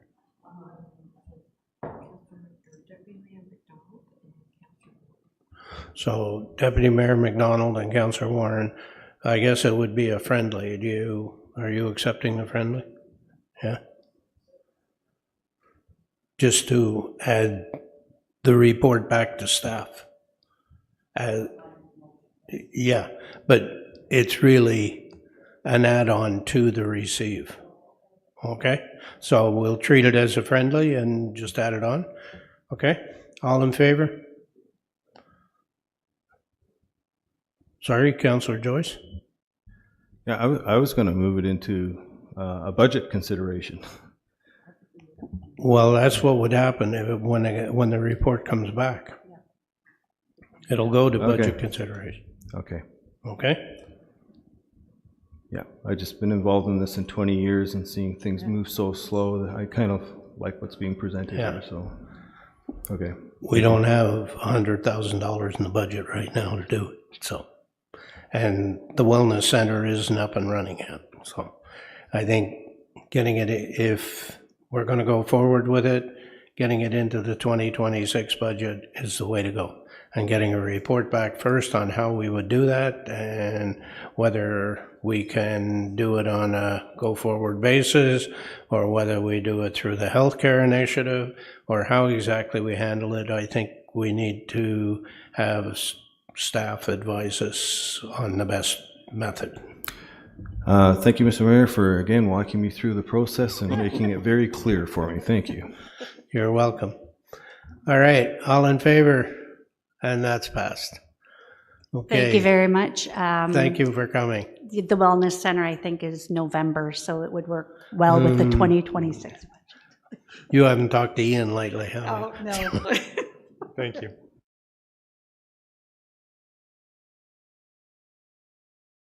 Okay, next up is item 10.3, which is Green Eden Development in Omemee. And we have Miss Betty Lowe's and Mr. Kyle Butler. Thank you very much. Carl will be joining us. He was going to actually come and speak. We've done quite a research in demographics for the Omemee area and the city of Kawartha Lakes to cover from 2025 to 2035. And we were looking at a lot of aspects of seniors and rental aspects. Now, that's what we were going to talk about, but we were lucky enough to be able to meet with some of the members yesterday, and it came down that the biggest issue came down to the water, and they acknowledged to us that there was a new budget accepted by the council for a master plan for all the city Kawartha Lakes, and what that came across is that would supply 97 connections for the Omemee area. Now, 30 of that was put aside for us. So speaking of that well, I mean, I know when that was first put in, because I was part of that right up till it went to the builder, and I know that that existing pump house was not built to the standard that the pumps would allow. So anyway, I'm talking about water. Like, we were originally approved for our own water system on our site. Drawings, Ministry of the Environment, Ministry of the Energy approval, well put in, and then it was determined that we should go to the west end. In 2013, January, we did Greer Galloway did a report for us in which they, with the existing system, it would allow for an additional support of 948 people or 413 connections. Now, they calculated that at 2.3 people. I don't know how you do a 0.3 people, but that's what they did. Now, in June of that year, 2013, we had another study done, a revised study, and that was done by DM Wells, and they basically reinforced the documentation that we were given in the first place, and they also gave us information on what we'd have to do on site. So where the difference came between the two studies, I don't know. Your existing study that you've just accepted and the other two that was done by two individual firms, I don't know. That was 316 connections, so where they went, I'm not quite sure. December the 5th, 2024, we submitted a letter to the city because we wanted to talk about the water agreement. We've been working on this new concept for seniors and rentals for seniors on this site because that's what we approved is going to be needed in the next 10 years. On December the 6th, 2024, we actually received a letter back from the city stating that it was acknowledged and in the right department. We never heard anything from anybody in all that time. Now, in July, we received an email letter from Robin, your solicitor, stating that they had talked with engineering and they had decided that the long distance line extension was going to be too much complications, and speaking with them, it would be better to allocate the water to someone local. Now, I have a little bit of an issue with that because we paid $68,000 for WSP to do to do all the drawings, the studies, specifications, everything on that, and tendering information that was provided. So I come down to the point where after meeting with them yesterday, and the water is an issue, and again, we reached out in 2024 to talk about the water. So where are we right now? Because right now we just I thought we were starting. To be honest, I thought we were going to meet with everybody and get going and look at this new aspect to provide this rental kind of situation for seniors in that, and here we are like this. So what we would like to propose to the council is this. We would ask for 6 months. If you would dedicate that 30 units that was already dedicated in your master plan for water and sewer for 6 months. I know the agreement is gone, either revive it, give us a new agreement, or just hold those 30 units so we could talk with council, talk with staff, show them the new aspect, show them what we're looking at as far as the senior rental aspect so that we could proceed. And at that time, that's due diligence on both sides, the city and us, again, to make sure we're working together and not put time frame in between so that we just want to proceed. This has been my whole life. I just want to see it done. And the new aspect we're looking at for seniors in that, to a rental aspect, I just think it fits in. And again, we've done our homework on that. We've done quite the studies that shows for 10 years what's going to happen from 2025 to 2035. So again, all we're asking for is consideration on those 30 connections that were allocated with your master plan anyway, unless you got somebody knocking on the door that wants the 97 water connections right now.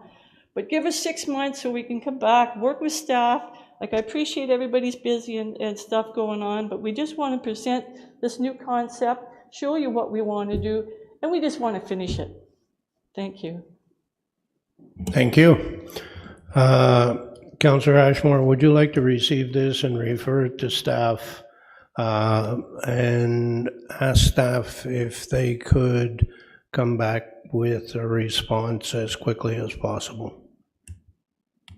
Yes, Mr. Mayor, I think that's fine. If we could just briefly talk about it after I make that motion. Just comment. You need a seconder first. I'll put that motion forward. Councillor Warren, seconding it. Go ahead, Councillor Ash. Yeah, thank you, seconder, Councillor Warren.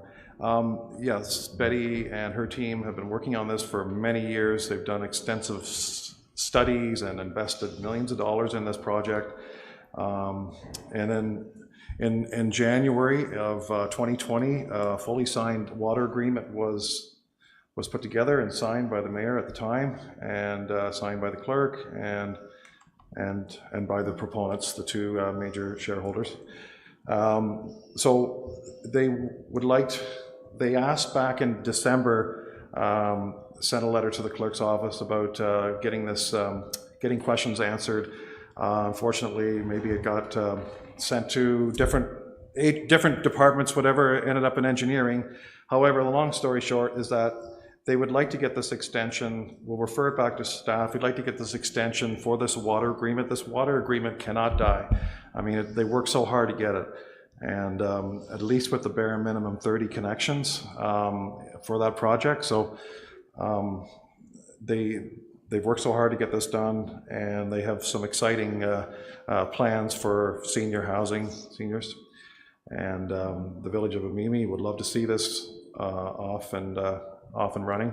But we just need to get some sort of a time, it's time sensitive, because it would be nice to get, if we could refer this back to staff, which we are, and maybe a time limit of a certain amount of days maybe, or maybe a month, or because they would like to get working on it in the next month or so, or 2 months. They've done their due diligence, and they're just looking for our support. I'll come back to you, Councillor Warren. Director, what's a reasonable time limit to come back?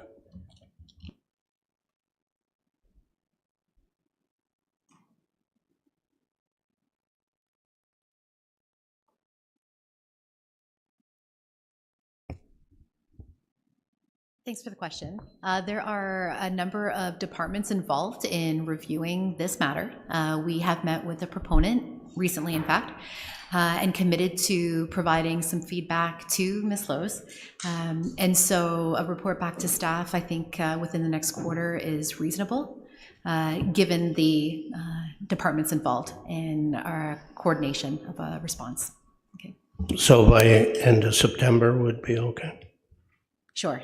Okay, thanks. Sorry. Councillor Warren, do you want to say anything? You're good. Anybody else? All in favor?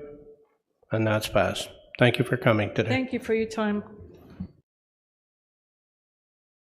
Moving on to correspondence.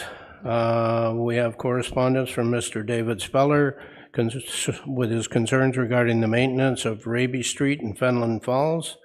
So can I get a motion that be received and referred to staff? Councillor Perry, seconder.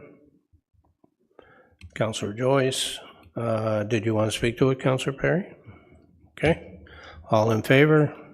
And that's passed.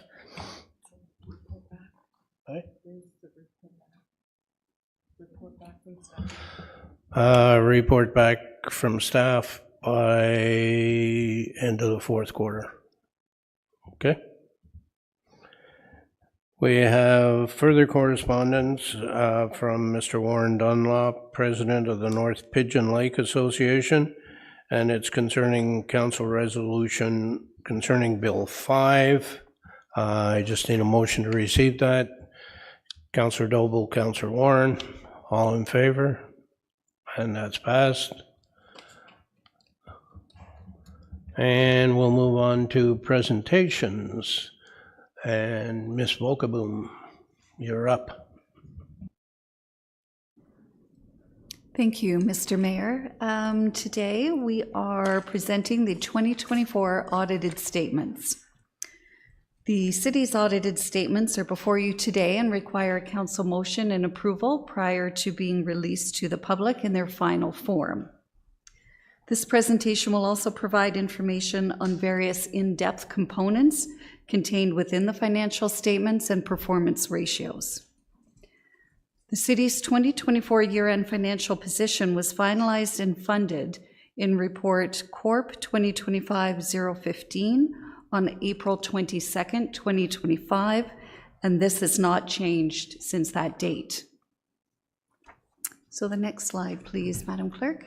We're going to go into the financial year-end results, the general and obligatory reserve balances, the long-term debt balances, and your financial indicators. And the next slide is, as noted, the 2024 deficit of $1,139,474 was funded from the Tax Stabilization Reserve in April of 2025.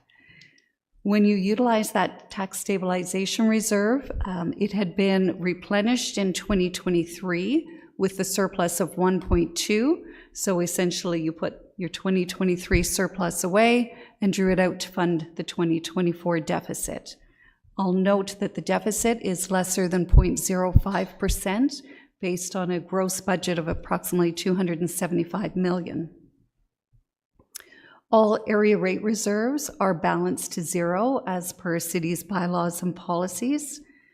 The water and wastewater surplus that had existed of 221 was transferred to the Water Rate Stabilization Reserve to protect for years of future deficits.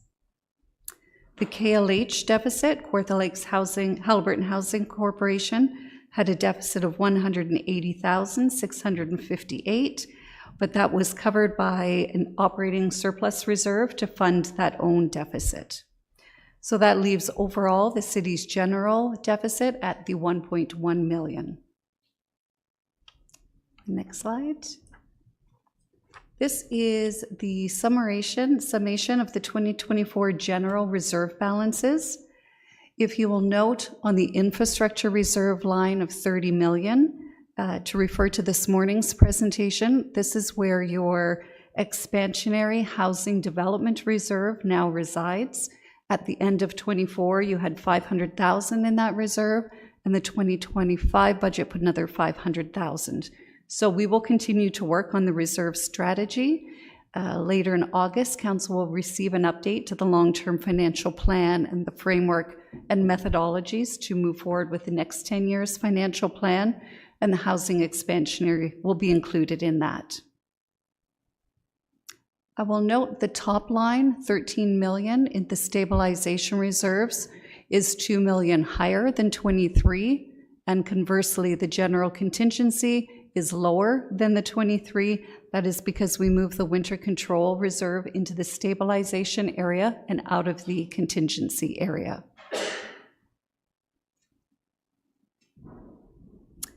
So as stated, the reserve balances will be taken into consideration as we develop the city's reserve strategy and where the reserve balances and optimal amount should be, and we'll come up with a financing strategy to allow you to continue optimizing the balances in those reserves. And the next slide talks about the obligatory reserves. I will note that the other obligatory increased from 8.7 to 13.1. That was the reallocation of the building department reserve to belong in its proper account in the obligatory section, because it is based on the building code that says any surplus in building permits must be set aside in its own reserve. And that was reallocated from the contingency reserve previously. Long-term debt. Again, the city is working hard in our long-term plan to present to you in August what the city's long-term projections and the affordability of debt in order to service our state of good repair and our expansionary based on the projects coming forward. The balance of debt at the end of 2023 was $121.8 million, and at the end of 24, you can see we're now down to $108 million. But we were untimely in some of the 2024 debt. It took a long time to get through the Infrastructure Ontario process, so we received monies early in 25 related to the 24 debt. So that would have been an additional 33 million on top of this 108 had that money arrived in our bank account by the end of December. Again, the city is working hard, city staff are working hard to project the debt and give you the parameters of affordable debt and staying within the current or revisiting the city's current 10% debt ratio. And on the debt ratio, we'll speak about that in a future slide in just a moment. Sarah, if we could, or Madam Clerk, tax arrears. We are definitely in the low risk on our tax arrears. As you can see, over time, we've been improving. During the COVID years and immediately following COVID, our percentages were higher and we're moving down towards the 5.69, which is well below the 10%, and our arrears, therefore, are in good shape. In 25, we've been doing more active collections. We've sent out first and second reminders in both March and July, and we are working to remediate and get repayment plans with some of these arrears customers. On the next slide, you can see just a comparison. We only have 23 and 22 comparisons. 2024 financial information return is not readily available at this point. But you can see that at our current 24 5.69, we're not in a poor state and we're not in a high state. So we're right where we would like to be on our arrears. The next slide is the water arrears, where the numbers are somewhat settling. We are at 22.72, so that puts us in the high risk category according to the provincial indicators. We are continuing on this with collection efforts. We do have reinstantiated temporary water shutoff for those who have received their first 2 past due mail notices, and then we follow up with 1 hand-delivered disconnect notice to the customer. And as a result of all those, if there's no efficacy or change in the behavior, we do a temporary water shutoff on these accounts. 61 letters have been sent out very recently in the last 2 months, notifying customers of disconnect notices. Anecdotally, I can tell you that these are in some of the new subdivision areas, so we're wondering, perhaps we're looking into the root cause. Some of the people moving from outside of the municipality may not realize that their water is not included in their tax bill. So we're working to improve some communications in that regard.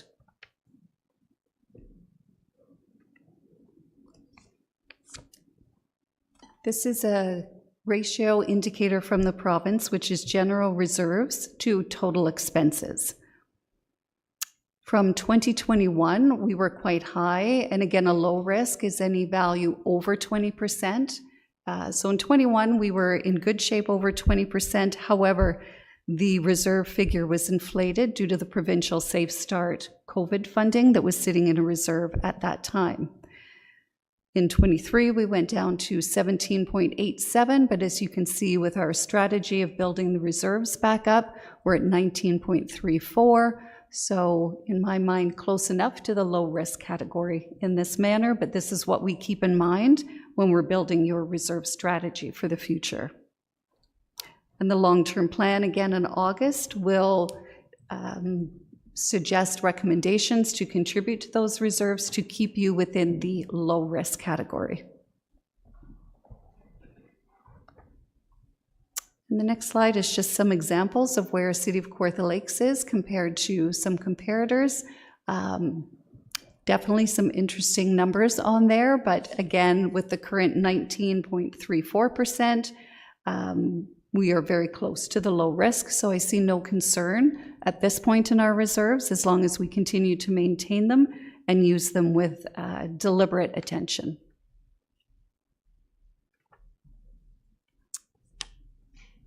The debt servicing ratio. So recall a few slides ago, at the end of 24, we were at a balance of 108 million.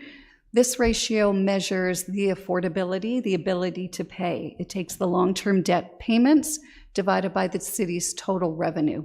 So as you can see for 2024, we're up 5.33, And again, in my mind, we are close enough to the low risk, which is lesser than 5%. The city currently has a 10% debt servicing ratio.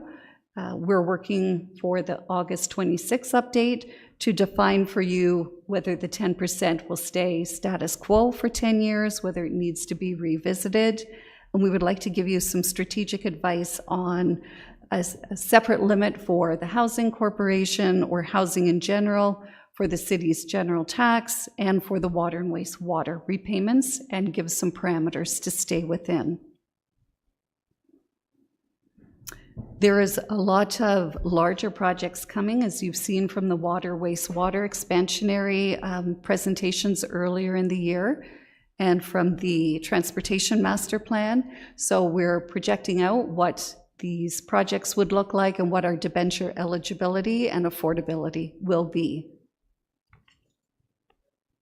And on the next slide, you will see that our current 5.33 compared to some of our other regions in the area, that we are in very good shape at that 5.33. And again, perhaps a bit conservative. You have a debt servicing ratio of 10%, so that leaves a fair amount of room to build us up for the future, to accommodate future debt and move some projects forward. So in a nutshell, that is the main indicators of the financial statements. Again, you've received the report in April depicting where the deficit arose for the 2024 year, and otherwise the final step is to approve the statements and move on with the 2025 year. Thank you, Mr. Mayor. If there's any questions. Thank you. Let's get a motion to receive the presentation. Councillor Joyce, Councillor Doble, and questions, Councillor Warren.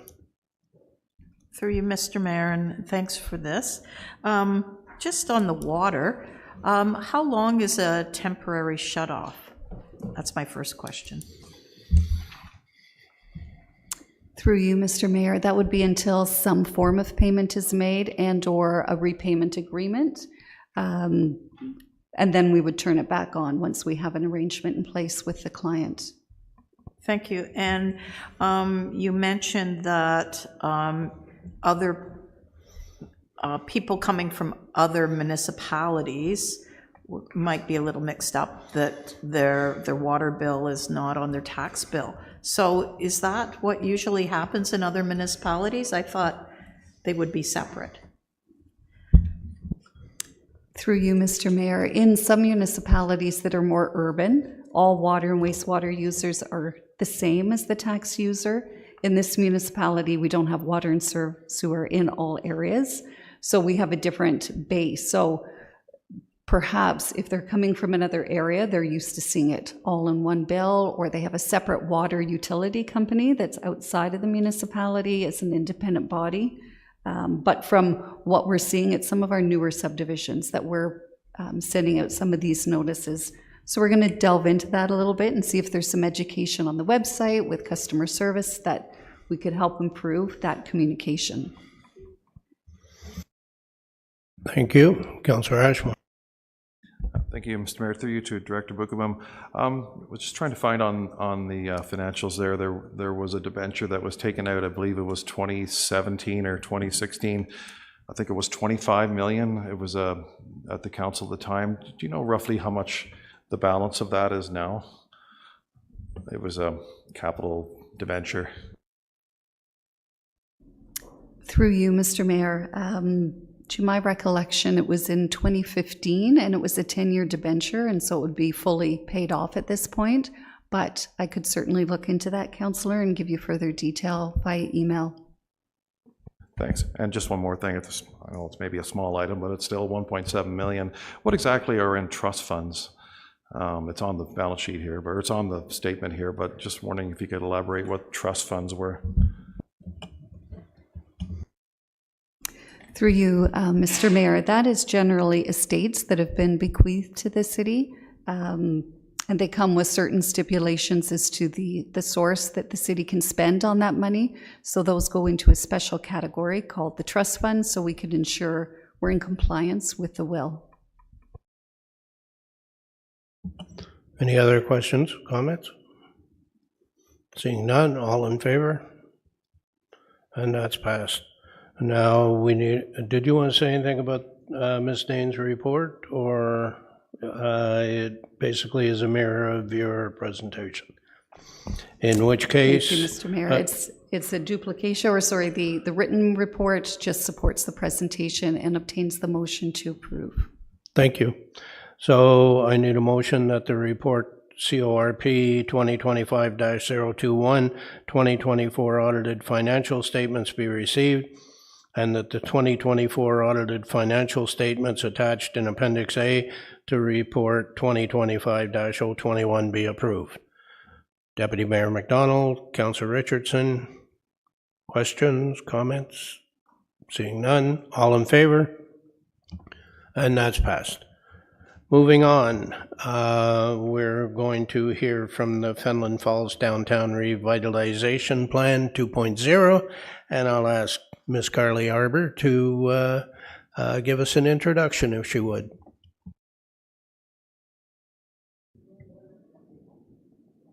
Thank you, Mr. Mayor and Council.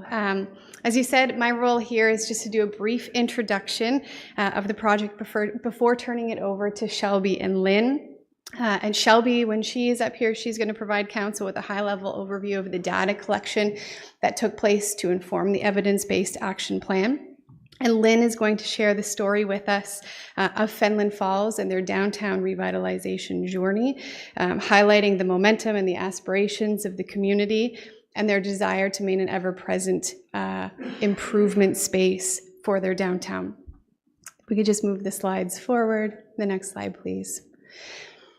The efforts towards downtown revitalization and the support for our downtown businesses is closely aligned with the city's strategic priorities. Both the corporate strategic plan and the economic development strategy highlight the significance of downtowns as areas of cultural and economic vitality.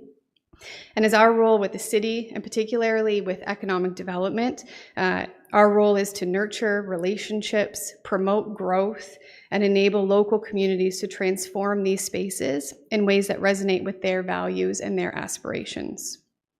Next slide. When we talk about downtown revitalization, or you'll often hear it dubbed as DR, it can often be misinterpreted to mean downtown reconstruction, and that's not what we're talking about when we talk about downtown revitalization. It means the development and the implementation of action plans that work to support a thriving downtown community.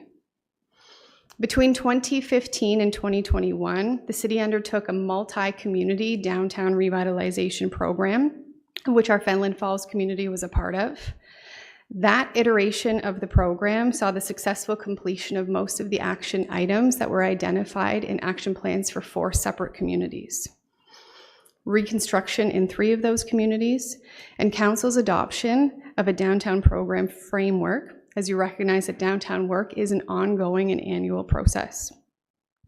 While the last program wound down, our Fenelon Falls community continued to organize. They continued to take initiative and sustain a working group dedicated to downtown improvements. Over the last 2 years, this group has realized that they were ready to build on that constant momentum and develop a refreshed community-led vision for their downtown. This time, the program was being led through the community with strong partnerships with the municipality, our economic development team, and the Chamber of Commerce. They've dubbed themselves a group in the branding around Discover Downtown Fenelon Falls. We received additional funding through the Ontario Rural Economic Development Fund, which is operated by the Ministry of Rural Affairs. Their plan, as it's presented to you today, was informed directly by residents, businesses, and visitors of the community. So before I turn it over to them, I just want to make an important note to say that this action plan, it was developed by the community, it's owned by the community, and there are many actions in there that are going to be driven by the community. However, there are items in there that will intersect with responsibilities that the municipality has. The success of their plan will depend on collaboration between the Fenelon Falls community, the Discover Downtown Fenelon Falls team, and the city. So there will be opportunities to consider how we can support it through existing municipal work plans and resources, and how we can work together to deliver the city's priority of supporting our downtown communities. Shelby? Thank you, Carly. Hi, everyone. As Carly said, I'm Shelby, and I was the DR Downtown Revitalization Coordinator for the Fenelon Falls Chamber of Commerce, and I was responsible for carrying out the various data collection and analysis activities that allowed for the creation of this community-focused, evidence-based action plan. So next slide, please. So as you can see here, there were many data collection points that were done between September 2023 and March 2025. That first started with the First Impressions Community Exchange Program with the community of Campbellford, then followed by 526 customer origin surveys, which consisted of interviewing folks shopping in our downtown, a business mix analysis, which identified the commercial structure of 104 downtown businesses, then followed by 356 resident surveys with questions focused on shopping and retail, 55 business owner surveys with questions on business activity, marketing, sales, and more, 75 event participation surveys conducted during Santa Day, Fenelon's biggest annual event, a market area data report produced in conjunction with the Ministry of Rural Affairs with demographic information on consumers within our trade area. At the end of March, a very well-attended and engaging Discover Downtown Fenelon Falls public meeting was held. And lastly, there was a presentation done by me at Fenelon Falls Secondary School with about 30 youth surveys completed there as well. So representatives, like Carly mentioned, from municipal departments were also invited to participate throughout this process, including economic development, parks and recreation, as well as federal and provincial partners such as the Trent Severn Waterway and the Ontario Ministry of Rural Affairs. There was a great focus on collaboration and community engagement during this stage. Next slide, please. So, to create this action plan, the goals, objectives, and tasks that were laid out, as Carly mentioned, must be evidence-based. So to do that, a total of 9 critical issues were identified through the data collected, which was then layered and then refined by our Discover Downtown Fenelon Falls Committee into 4 broad overarching goals. So the first one, enable growth through infrastructure development. So laying the foundation for economic and population growth in downtown Fenelon Falls through thoughtful infrastructure investment. Number 2, expanding/building business diversity, supporting the growth of a vibrant and varied business community in downtown Fenelon Falls. Number 3, improving pride of place, so fostering a strong sense of pride among residents, businesses, and visitors by celebrating the character and identity of downtown Fenelon Falls. And 4, placemaking, so creating engaging public spaces and initiatives in downtown Fenelon Falls that strengthen the connection between people and their environment. Next slide, please. So I'll end my part here with just one key piece of data that came out of the resident surveys completed earlier this year that I think really speak to the commitment and loyalty people have to Fenelon Falls. So as you can see, a total of 94% of Fenelon Falls residents shop local whenever possible.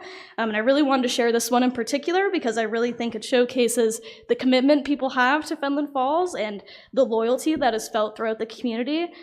People care so much about Fenelon Falls. They're proud to be from there, myself included, hopefully Councillor Perry as well.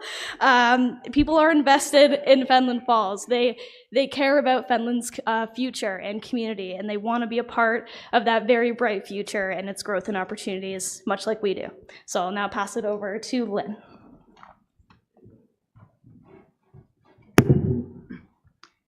Thank you. I just want to give you just a quick update on the process that Fenelon has done, because it has been very successful, and we have come from a place that was pretty sad a while ago into something that's become quite vibrant and dynamic. Have next slide, please. The things we've discovered and the things that we've developed: strong leadership. We had to have people that were really interested in getting down and doing policy and reading documents and talking to people. It was important. Advocacy. We learned that we couldn't come and just demand what we wanted, that we had to start to work partnerships, and we've worked partnerships, I think, with most of the departments, with the councillors and with the mayors, both mayors. And creativity. You start with a plan and then it goes wherever it's going to go. So next slide, please. On our first go around, the first thing that happened, and this was the result of a lot of advocacy on our part, was that we got Colburn Street reconstructed. And this was actually ahead of what the schedule was originally going to be. And with that came beautification. And we learned that in order to get garbage cans, new garbage cans, and in order to get benches, and in order to get trees, we had to get the streets done, and we had to get the sidewalks done so that we didn't have those orange painted things that say don't trip. And that made a huge difference, and it made a huge psychological difference to everybody, because all of a sudden we've got flowers, we've got banners, and people are saying, look at downtown. People took advantage of the $1 Million Makeover. We have three places right downtown that look fantastic, and they started with the $1 Million Makeover. We started with an arts committee. We didn't really know what it was going to do, but we knew we had a lot of artists, so we started that. And as a result, we now have both public permanent art sculptures as well as seasonal sculptures in the downtown core. And of course, there's the Grove Theatre. And I do want to tell the tale of the Grove Theatre, just because this is where the creativity part comes in. It started off, we had, as we were going through this plan, quarterly dinner meetings at my place. And one of these dinners, we said, well, what are we going to do about culture? And somebody who was engaged in music, because there was no music in Finland at this stage of the game, somebody said, we need a stage because of our local musicians would like to be able to perform. So from that comment about we need a stage, we are in our 4th year of production at the Grove Theatre. And it was the most serendipitous thing I could say, but it had to start off with, let's talk about it. And then we started to talk about it to more and more people, which has resulted in the 3 people running the theater now who've all moved to Fenelon Falls, and 25 cast and crew who are here for the summer, for 10 weeks, which is a very long season. And by the way, according to Trillium and the factors that they use to determine success, this year we will bring in $3 million to Fenelon and to the Kawarthas. So and maybe 4 next year. Next year looks really great too. Oh, and we've also reached the point where we are reaching those tourists that everybody talks about beyond 40K, where they come and they have dinner, and where they maybe, if we had accommodation, would stay overnight. Thank you. Next slide, please.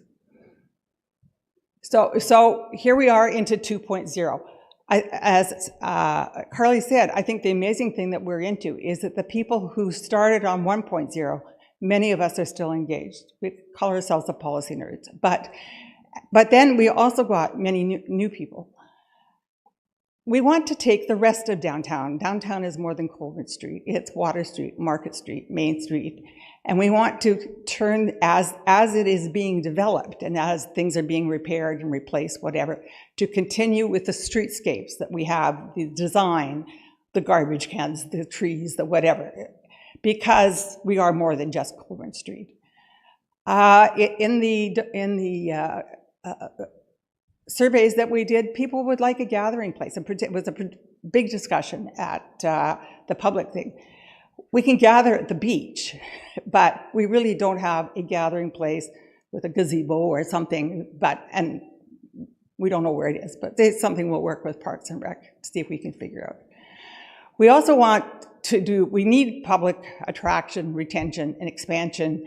And we've decided that instead of waiting to see if somebody will come, maybe we'll take a more, a way of reaching out to see if we can attract people. And we're desperate for accommodation. We're desperate for people, if they want to come and stay. Our entertainers, when they come to do one night, they ask us where their fans can stay. We're not suggesting a few places that are in Finland right now. So we desperately need that. The next one, please. So here's our ad that we have put together, the Discovery Downtown Fenelon Falls.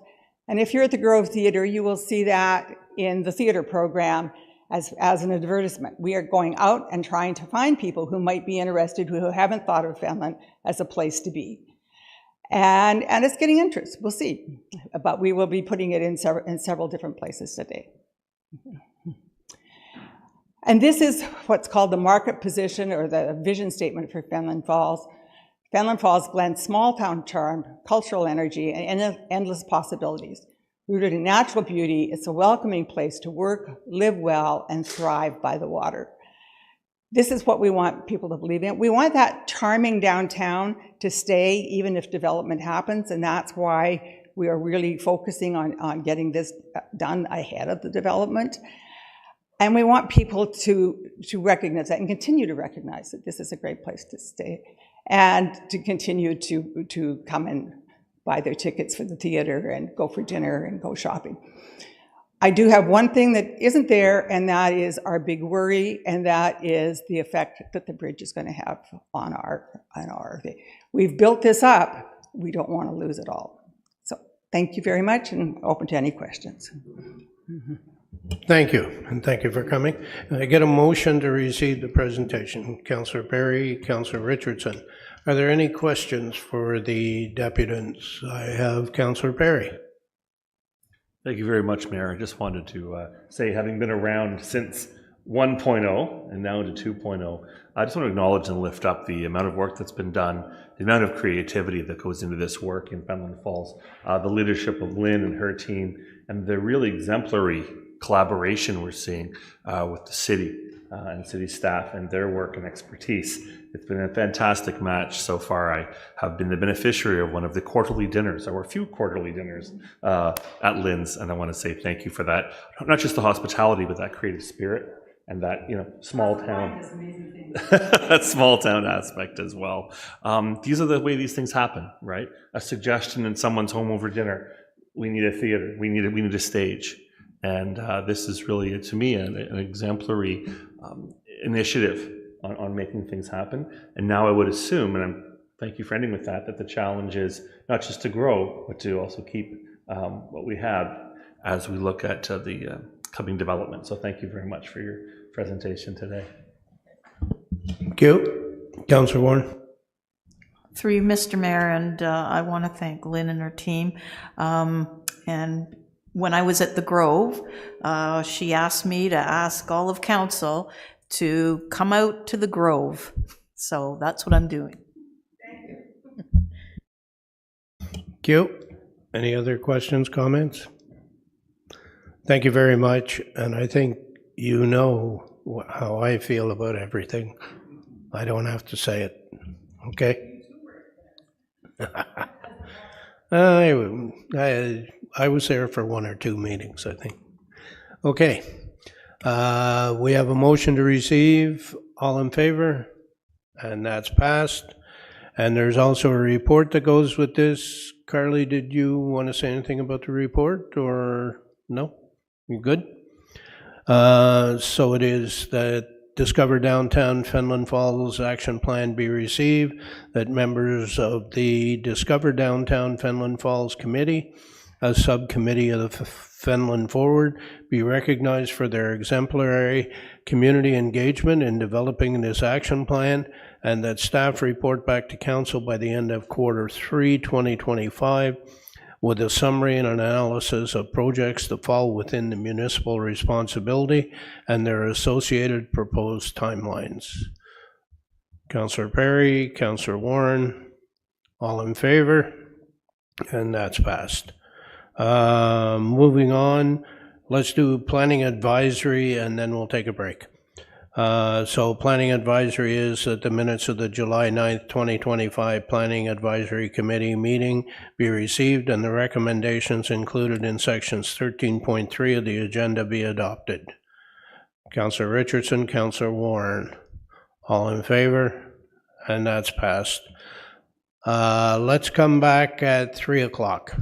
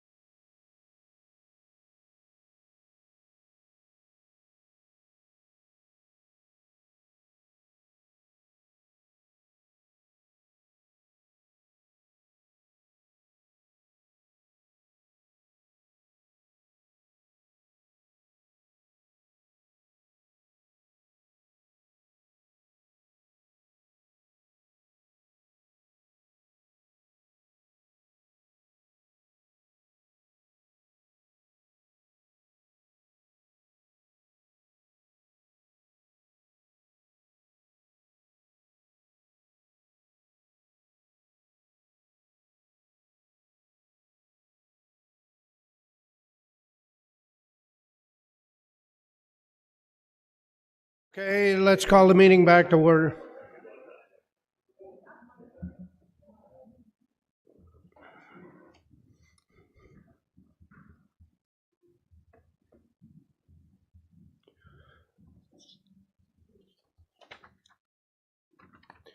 So we're at consent matters, and Councillor Ashmore, I think you have the documentation on that. Thank you. Moved by myself, seconded by Councillor Doble, that all the proposed resolutions shown in section 14.1 of the agenda be approved and adopted by council in the order they appear on the agenda and sequentially numbered, save and except for the following items: 14.1.2, 14.1.3, 14.1.5, and 14.1.10. All in favor? And that's passed. First extracted item, 14.1.2, is Councillor Warren, and that's update on surplus declaration, sale of road allowance in Bobcaygeon. Yeah, thank you, through you, and I want to thank Robin Carlson for the report, and we had a little chat about it, and it's come back. If you look at it, it's quite a big chunk of land, and it has a view of the canal. And I'd like that, I'm going to make a motion, I'll put that right on the floor, that the report be received and that staff obtain an appraisal for the Ann Street property and report back to council, because it can be developed. So I just want to know the parameters. I think that's important before we decide whether or not we want to sell it to the abutting landowners. Because there was talk previously about possibly building a retirement home, and so it's yes, it can be developed, so I think we need to get a report back. I don't have all the information yet, so thank you. I hope you'll support that. Thank you. When? As soon as possible, I guess. I don't think there's a big rush on it, so. Soon as possible could be. Okay, the end of the third quarter, end of the fourth quarter. How about that? End of fourth quarter? Yes, okay. thank you. You got a seconder? Councillor Doble, okay. Any comments or questions? Clear, so the motion is to be received and referred to staff for a report back on an appraisal by the end of the fourth quarter 2025. All in favor? And that passes. Next item up is 14.1.3 is Councillor Joyce. Request for extension of specific fleet procurement contract. Yes, Mr. Mayor, and through you, just a question directed to Director of Public Works, I guess, is the sentiment has changed across the landscape, Canadian landscape here, in the national fervor to buy Canadian, and in fact that's stronger than ever.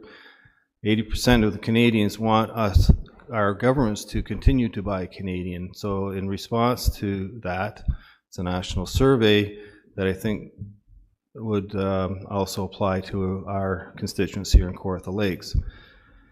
So on that note, the procurement policy as it stands now is not buying Canadian vehicles assembled in Canada. So how can we do that? And I'd like you to comment on that. I've noted there's 3 vehicles that are pickup trucks and an SUV. And this is specifically in reference to 2 pickup trucks and SUVs. It's not specific to snowplows. I understand that's a completely different ballgame. All right, through you to the councillor. So It's our understanding that currently there are no pickup trucks being assembled in Canada. So if we were to go out to contract again, we may put ourselves in a position where we don't have any, or we won't be able to have any compliant bids. So as far as pickup trucks are concerned, that may be a considerable issue. Another thing to consider is that the market's very volatile at the moment. Our current vendor is doing quite a good job of shielding us from extraneous costs. So it would be an idea to renew this so that we could at least have some surety as to what our costs are going to be. If we were to go out to tender, there's a very good chance that the results would be quite a bit more than what we currently have. I'm on the budget committee and very concerned about cost, but this is one area where I'm okay to spend a little bit more. So it's not a question about cost at this time. It's about availability. My research shows that there's a Ford Super Duty truck, a Chevrolet Silverado, 2 pickup trucks assembled in Canada right now. So if we did an RFQ now, focused on those vehicles, what's the process? How long does that take if we launch that RFQ now and come to fruition to award a vendor? Through you to the councillor before I answer that question. My understanding is that Ford has moved all of their assembly into the United States. And as far as how long would it take, difficult to say. It would have to be an early start for next year. So I suppose it could be done. It's going to create a flurry of activity as far as contract development is concerned. Okay, I understand that, and that's fair. What would you say then if we extended this contract for 1 year to give us the time to 2 things? Take our time with a proper RFQ so we're not so rushed. And secondly, give the automotive sector hopefully time to the dust settle. Through you to the councillor, we can all keep our fingers crossed that such a dust settling will occur. So I'm going to move that this tender be specific to medium-duty pickup trucks and sport utility vehicles for the current vendor be extended by 1 year, not 2. What do you say to that?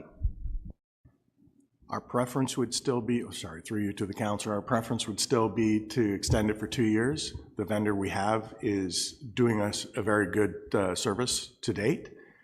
We would prefer 2 years. Thank you, through you, Mr. Mayor, but you're not giving me reasons why 1 year versus 2 years. Give us a solid reason that is necessary. Through you to the councillor, for procurement, if there's something you'd like to add, you're welcome to as well.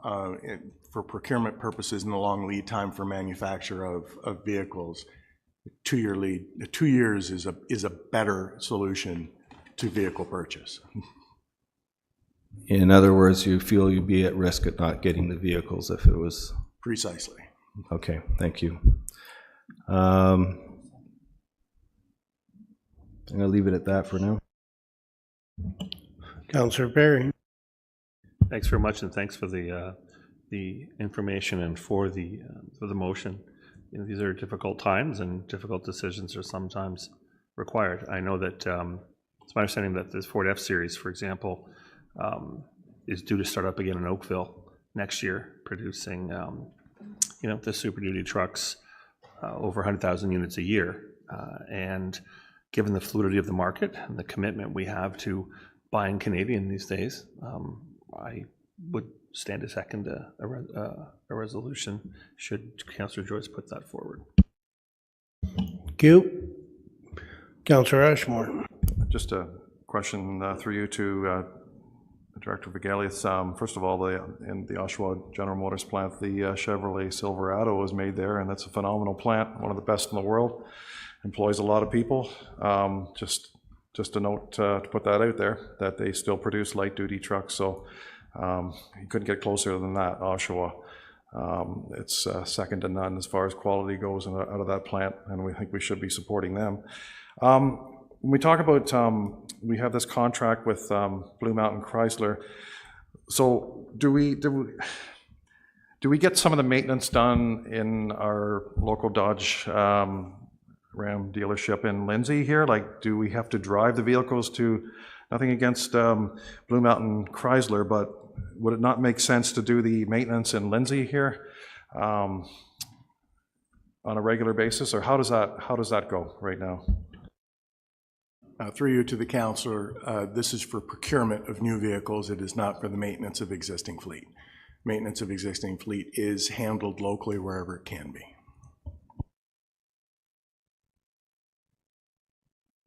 Okay, that's fine. I just wanted to put that out there about GM Oshawa. Deputy Mayor McDonald. Yeah, through you. Yeah, I have to agree with the manager. 2 years, like 1 year with the tariffs and everything coming, worked at General Motors for many years and so on. I would be really surprised if there's going to be General Motors or Ford in Canada. The way the tariffs are going to go, and it's going to cost a lot more money. So to make sure that we have a contract for 2 years that we get these vehicles with somebody that's working with the same price and gives us price right now is a smart way to go. Because if you wait till next year, those options might not be available because they might say, well, you could have had a 2-year plan, but you got a 1-year plan, and now with the tariffs and everything like that, the prices are going to be here, or the vehicles might not be available, for one thing. So I really think it's important to land something for 2 years and then just kind of sit here and cross our fingers and hope everything's going to go good for 1 year. I don't think that's a good plan. That's my point anyways. Thank you. Councillor Richardson. Anybody else? Councillor Joyce, did you want to make a motion on this, or you're passing?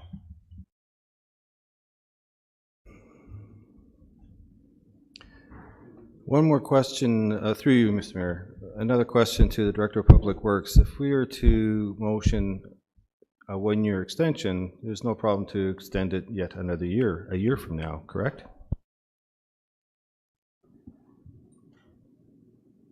Through you to the councillor, I think that would work well. I'm not exactly sure how the extensions in the contract work. Are they done in 1 year or 2 year blocks? Through you, Mr. Mayor, I believe we could do them in another 1-year block, but if you would give me a moment to confirm that, I could very quickly get a hold of purchasing. Perhaps we could call Lana in, Deputy Clerk, or I can just email her. What I did want to point out was that the heavy-duty trucks that we procure through Blue Mountain are actually assembled in Mexico. They're not assembled in the U.S. Thank you. Also, as a former purchasing person, I can tell you that there will be a price to pay if you go 1 year and 1 year. They're not going to give you 1 year and 1 year at the same price you're getting for 2 years.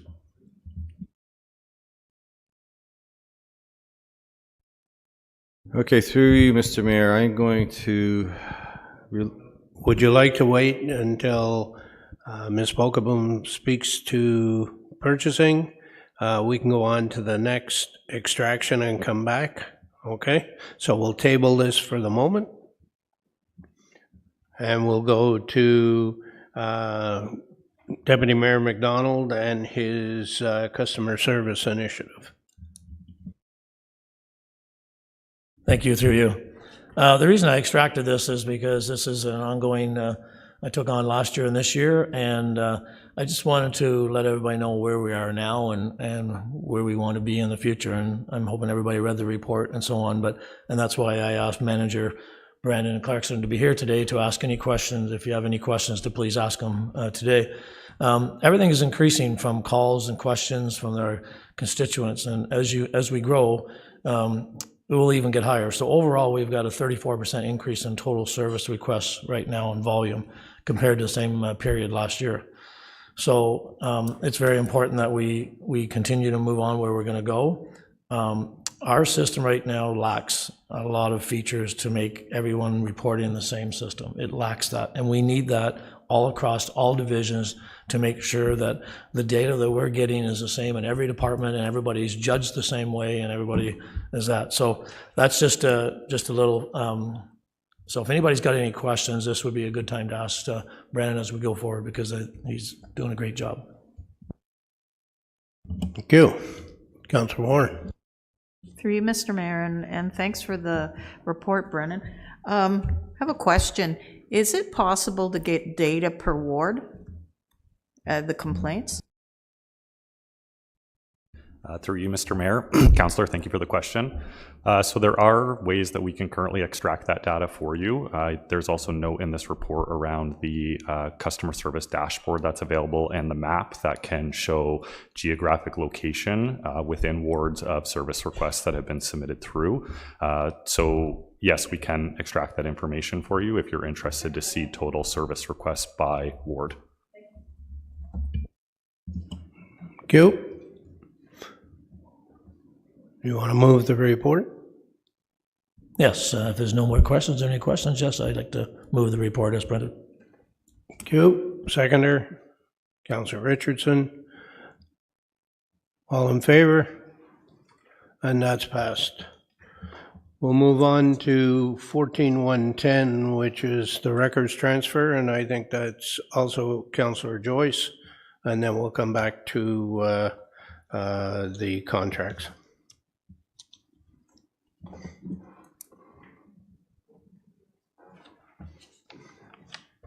Thank you, Mr. Mayor, and through you, I had a chance to speak to staff in the meantime, so I'm moving it as printed.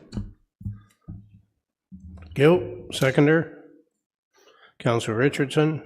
All in favor? And that's passed.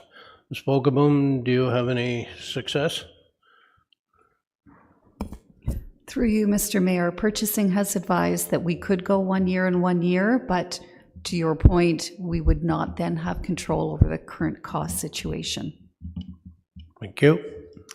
We could word it to say that 1 year with the option to extend for an additional optional 1 year.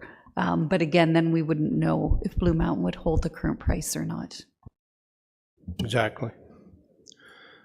Councillor Joyce, over to you. Reluctantly, I'm going to move it as printed. I just really want to, in all departments, focus on a Buy Canadian approach, support Canadian jobs anywhere and wherever we can, to the best of our ability. Thank you. Is that your sum up? Yep. Yes. Okay. Seconder, Deputy Mayor McDonald. All in favor? And that's passed. Thank you. That's consent agenda for this afternoon. Brandon, congratulations on your 1 year, and thank you for coming.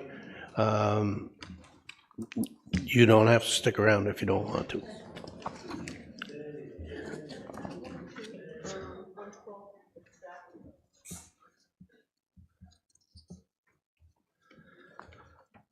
And where are we?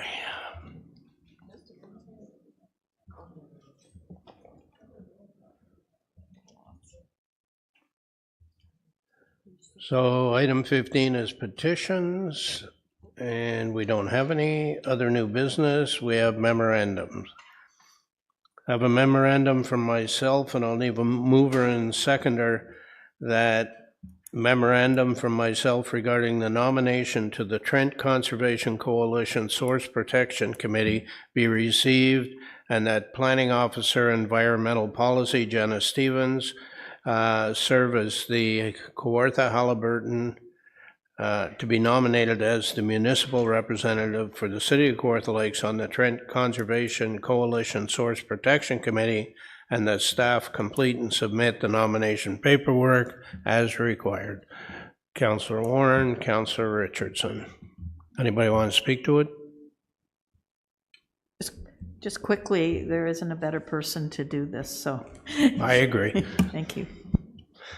Thank you. We got a mover and seconder. Any comments or questions? No? All in favor? And that's passed. Our next memo is a memorandum regarding the relocation or removal of an 80-kilometer-an-hour speed posting sign on Helen Street, Highway 121, at Highway 35, Fenelon Falls. Memorandum from Councillor Perry.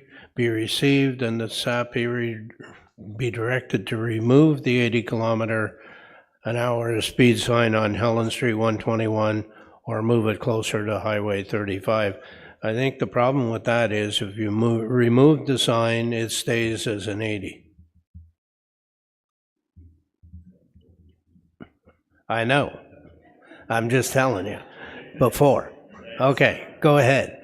Councillor Perry, would you like to speak to this? If you'd be so kind, Mayor, sure.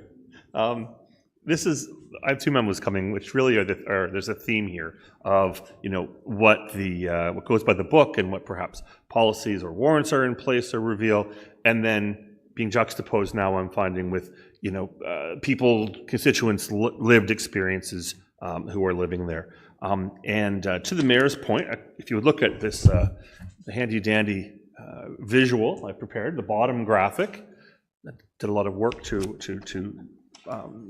in graphic design to be able to produce this for us all today. But if you look at the red dot, that's the approximate location of the 80-kilometer sign. And the circled area is where, behind the tree line, where a lot of the shore has grown up with residents, especially over the past several years. What's happening, just to be very brief, is, and kudos to traffic control at the city, we changed from 50 to 40, we moved some of the 60s out, but now what's happened is, given that location of the 80-kilometer speed, people are beginning to build up their speed, only to then be, from what I understand, slamming on the brakes, some of them air brakes from big trucks, when they realize it's only a few hundred meters to have to stop or turn at Highway 35. So again, my motion comes with some discretion that either it can remain 80. I think the request is more that it simply either be, the sign be removed or moved closer to Highway 35 so that the speeding up and then the deceleration aren't happening right in that inhabited zone there on the southwest shore of Cameron Lake. So this would be only in the lane from east to west? That's correct. That's the difficulty that I've been hearing about. On the other side, not marked, is the sign that's saying slow down because you're coming into Fenland. From when I was out there, my recollection is that's where the 60 is, showing on the other side coming in that the 60 is slowed. When you come off 35 going east, it's 80 and it goes down to 60. Right. I don't know what, we'd have to talk to the traffic people, because I think you usually mirror the speeds on both sides of the road for safety's sake. So right. I think you'd have to move them both. The 60 showing, the sign showing the 60 coming into town? That doesn't seem to be creating the problem, though, for residents. The local residents' concern and annoyance is this 80 and its positioning of the sign.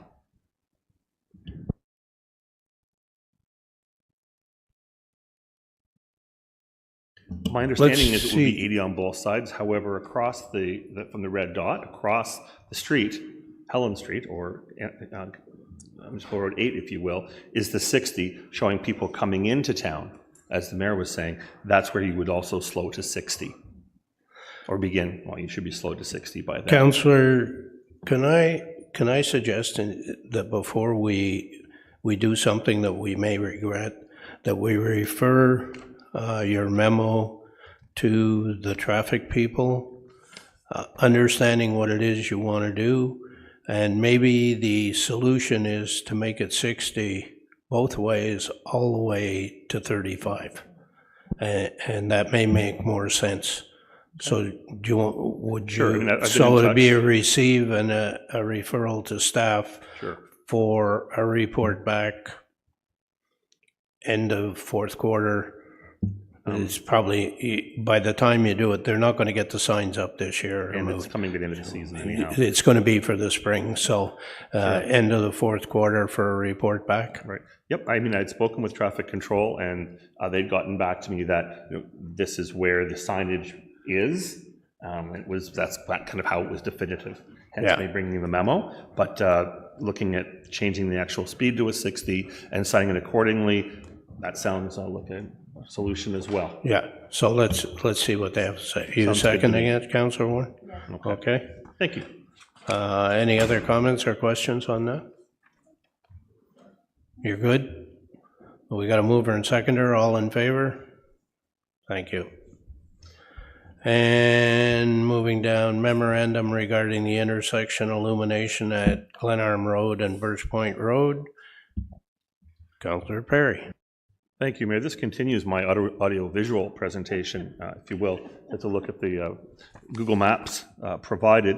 This just provides an approach on Glenarm Road to Birch Point Road, and had requests there. Apparently, there have been several requests over an extended period for there to be some kind of indication of lighting, whether that be or some kind of marking to bring attention to the turn here.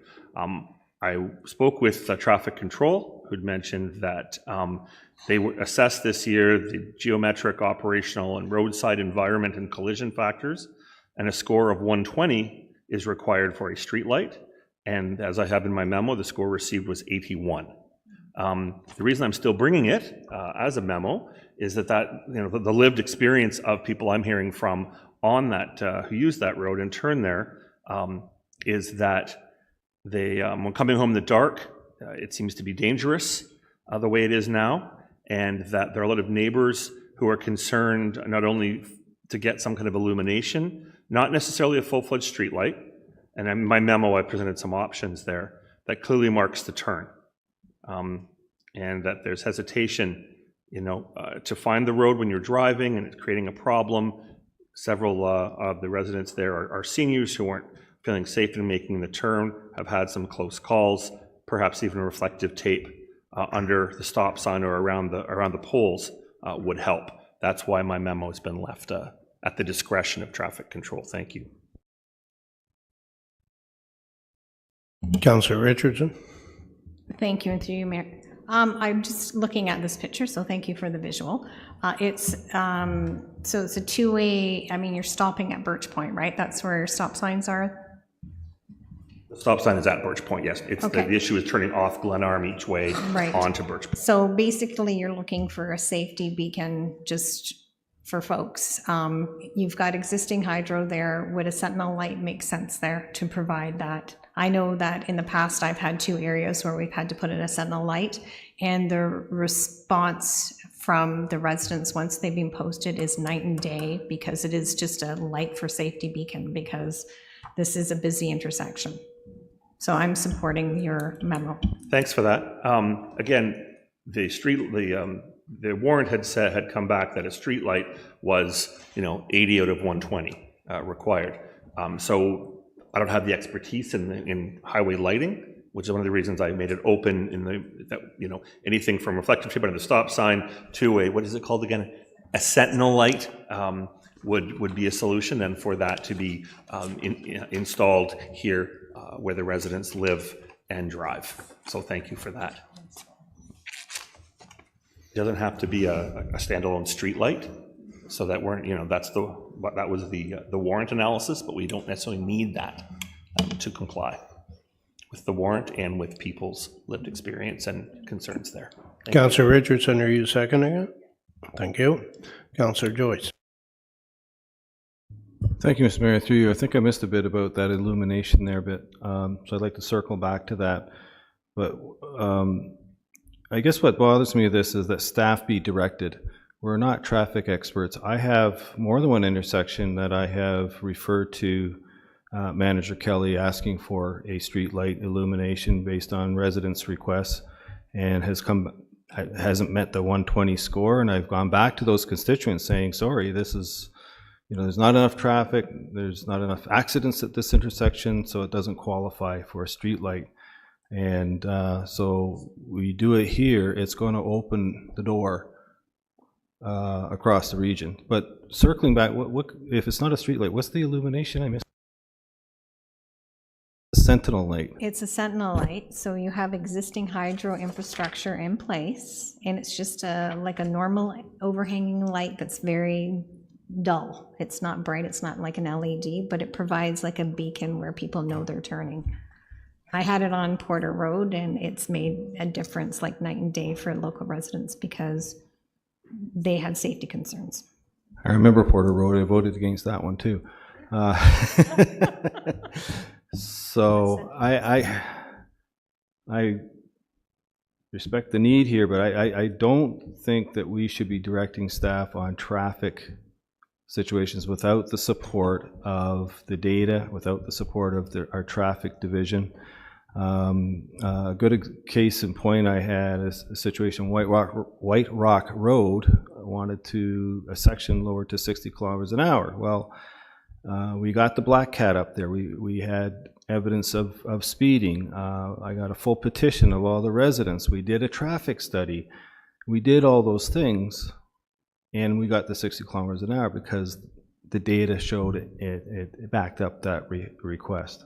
And that's how I think things should go forward. Thank you. Thank you. Deputy Mayor. Does anybody have an idea what this costs? We're talking about a whole bunch of things here. Is it $100 or $500 or $5,000? What's the cost of this? We might be talking here about something that's only going to cost peanuts. So does anybody can tell me what the cost of this would be? Through your mayor, we typically budget $10,000 for a streetlight. Now that does vary. It's really dependent on the hydro source, which is the big expense. So depending how, and just because there's hydro poles there, doesn't mean we have a hydro source. We still have to build a updated wiring, a junction box or a streetlight pedestal to power the light. Another option is a solar powered light. But again, we typically, for budgetary purposes, budget around $10,000 per light.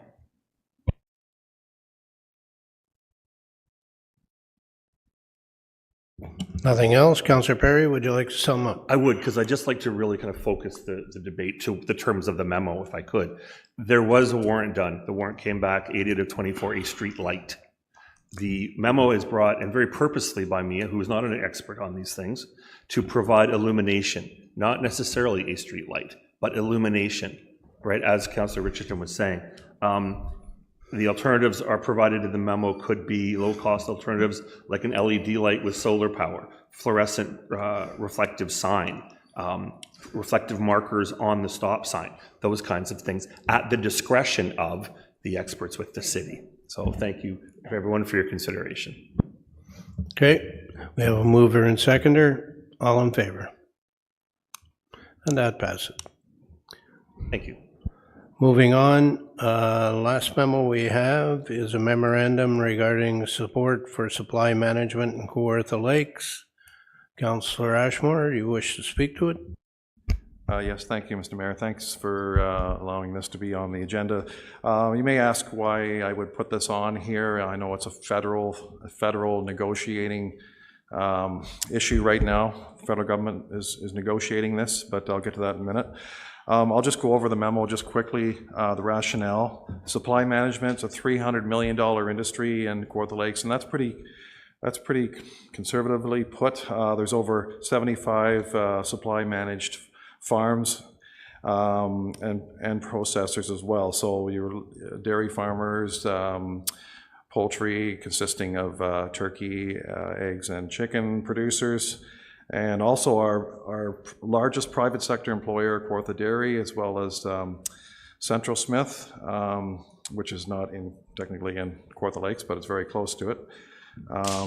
Mariposa Dairy is also starting into cow cheese, so they may be affected by this as well.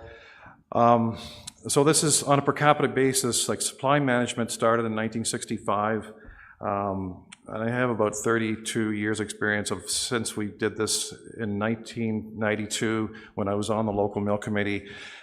We had to decide how we were going to change from the general agreement on tariffs of trade, which was changed to the WTO. So the only way to protect our industry was to have tariffs. And yes, we do have tariffs. We're actually, long before anybody else talked about tariffs, we have almost 300% tariffs. Now, however, these are never met. This threshold's never met.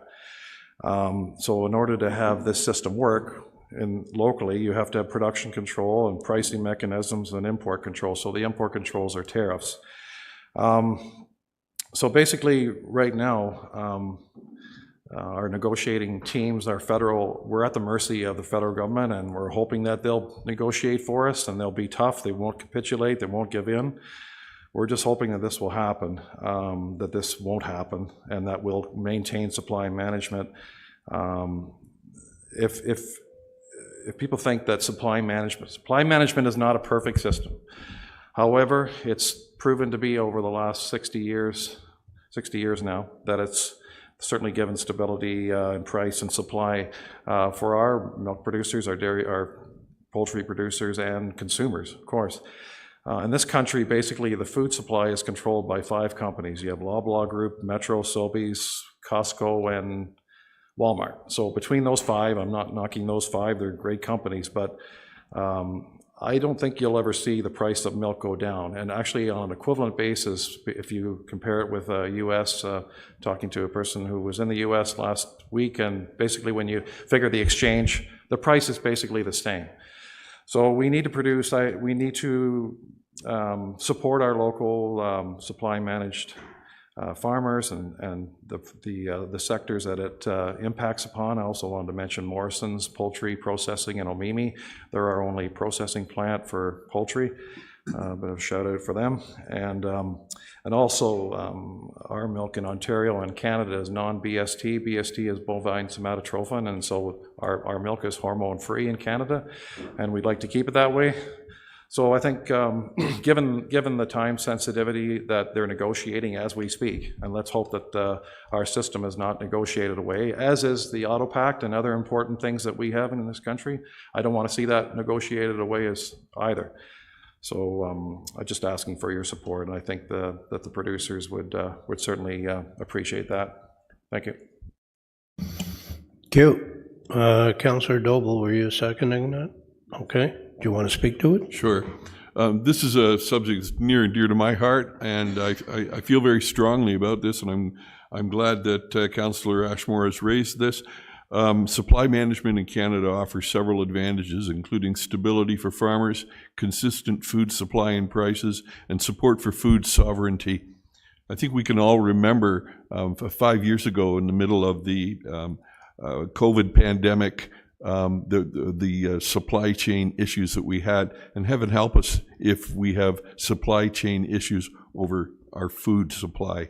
It provides a fair return for farmers, allowing them to invest in their communities and implement high food safety standards. The system also ensures a steady supply of products like dairy, poultry, and eggs, preventing shortages and maintaining stable prices for consumers. Again, I feel very strongly, and I'm very happy to second this. Thank you. Councillor Richardson. Thank you, and through you. I'm very aware of this, and I understand the support that is needed for something like this locally. I'm just curious, is the Agricultural Development Advisory Committee also supporting this? I was in touch with Kelly Maloney of the Agricultural Development. I didn't run it by. We didn't have it as an agenda, but I was in conversation with her, and she supplied me with backup data to support the sector. So she was certainly in, she's our staff, obviously our agricultural or development officer, and certainly in full support. But to answer it, it wasn't run by that committee, but I did run it by her, and due to the fact that we wouldn't have a meeting probably till the end of August, and this is going on right now, I felt that I'd put it together now. So, Councillor Perry. Okay. Third the motion if I could, but I think it sounds like you'd fourth it. So I guess I'm fourth. Yeah. It's great to see us all jumping on this for sure. Such an important. But if you say issue, four, everybody's going to duck because of Councillor Doble's speech at the beginning. Correct. So we have a mover and seconder. All in favor, and that's passed. And that ends the memos. Moving on, item 17 is bylaws. I figure, Councillor Warren, you have the bylaws. Moved by myself, second by Councillor Joyce, that the bylaws shown in section 17.1 of the agenda, namely items 17.1.1, 2, and including 17.1.12, be read a first, second, third time, passed, numbered, signed, and the corporate seal attached. Thank you. Any comments, questions on bylaws? Seeing none, all in favor? And that passes. So I need a motion to adopt the closed session agenda. Mover and seconder. Deputy Mayor McDonald. Councillor Yo. That the closed session agenda be adopted as circulated. All those in favor? And that's passed. Any disclosures of pecuniary interest in closed session items? Seeing none, if any arise, let the chair know. We'll deal with them accordingly. At this point in the meeting, City Council will go into closed session to consider the items under Section 19.3 of the agenda. As per our procedural bylaw requirements, I'm asking all electronic participants in our meeting today to confirm to me by raising their hands that they are in a private room where no other persons can overhear the deliberations and the internet connection is secure and not publicly accessible. Cute. Look at that. Miss Carlson didn't have to raise her hand today. Can I get a mover and seconder that council convene into closed session at 3:41 p.m. pursuant to section 239(2) of the Municipal Act in order to consider matters identified in section 19.3 of the regular council meeting agenda of Tuesday, July 22nd, 2025, namely item 19.3.1 to and including 19.3.3. I have a mover and seconder. Councillor Perry, Councillor Joyce. All in favor? And that's carried. At this point, the meeting broadcast will now end for members of the public watching on Cogeco, your TV cable. The live stream of the meeting on YouTube and the rebroadcast will now be temporarily paused for members of the public. When closed session is complete, the live stream and rebroadcast of the meeting will resume to address the remaining open session items on the agenda. All remaining staff, with the exception of those involved within closed session, are now instructed to leave the electronic meeting and council chambers at this time.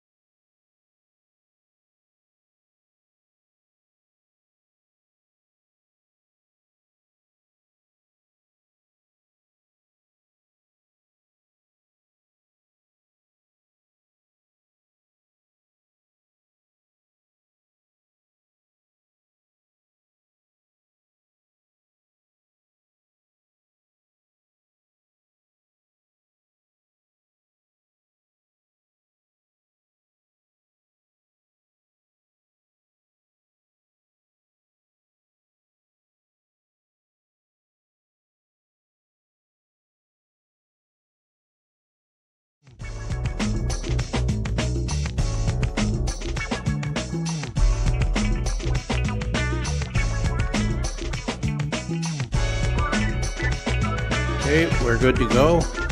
Madam Clerk, items from closed session.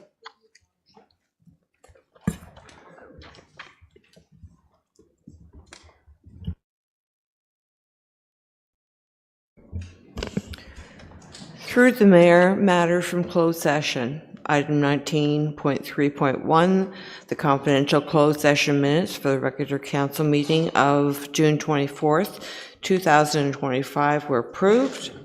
Item 19.3.2, council provided direction to staff with regard to an existing lease between the city and a medical professional.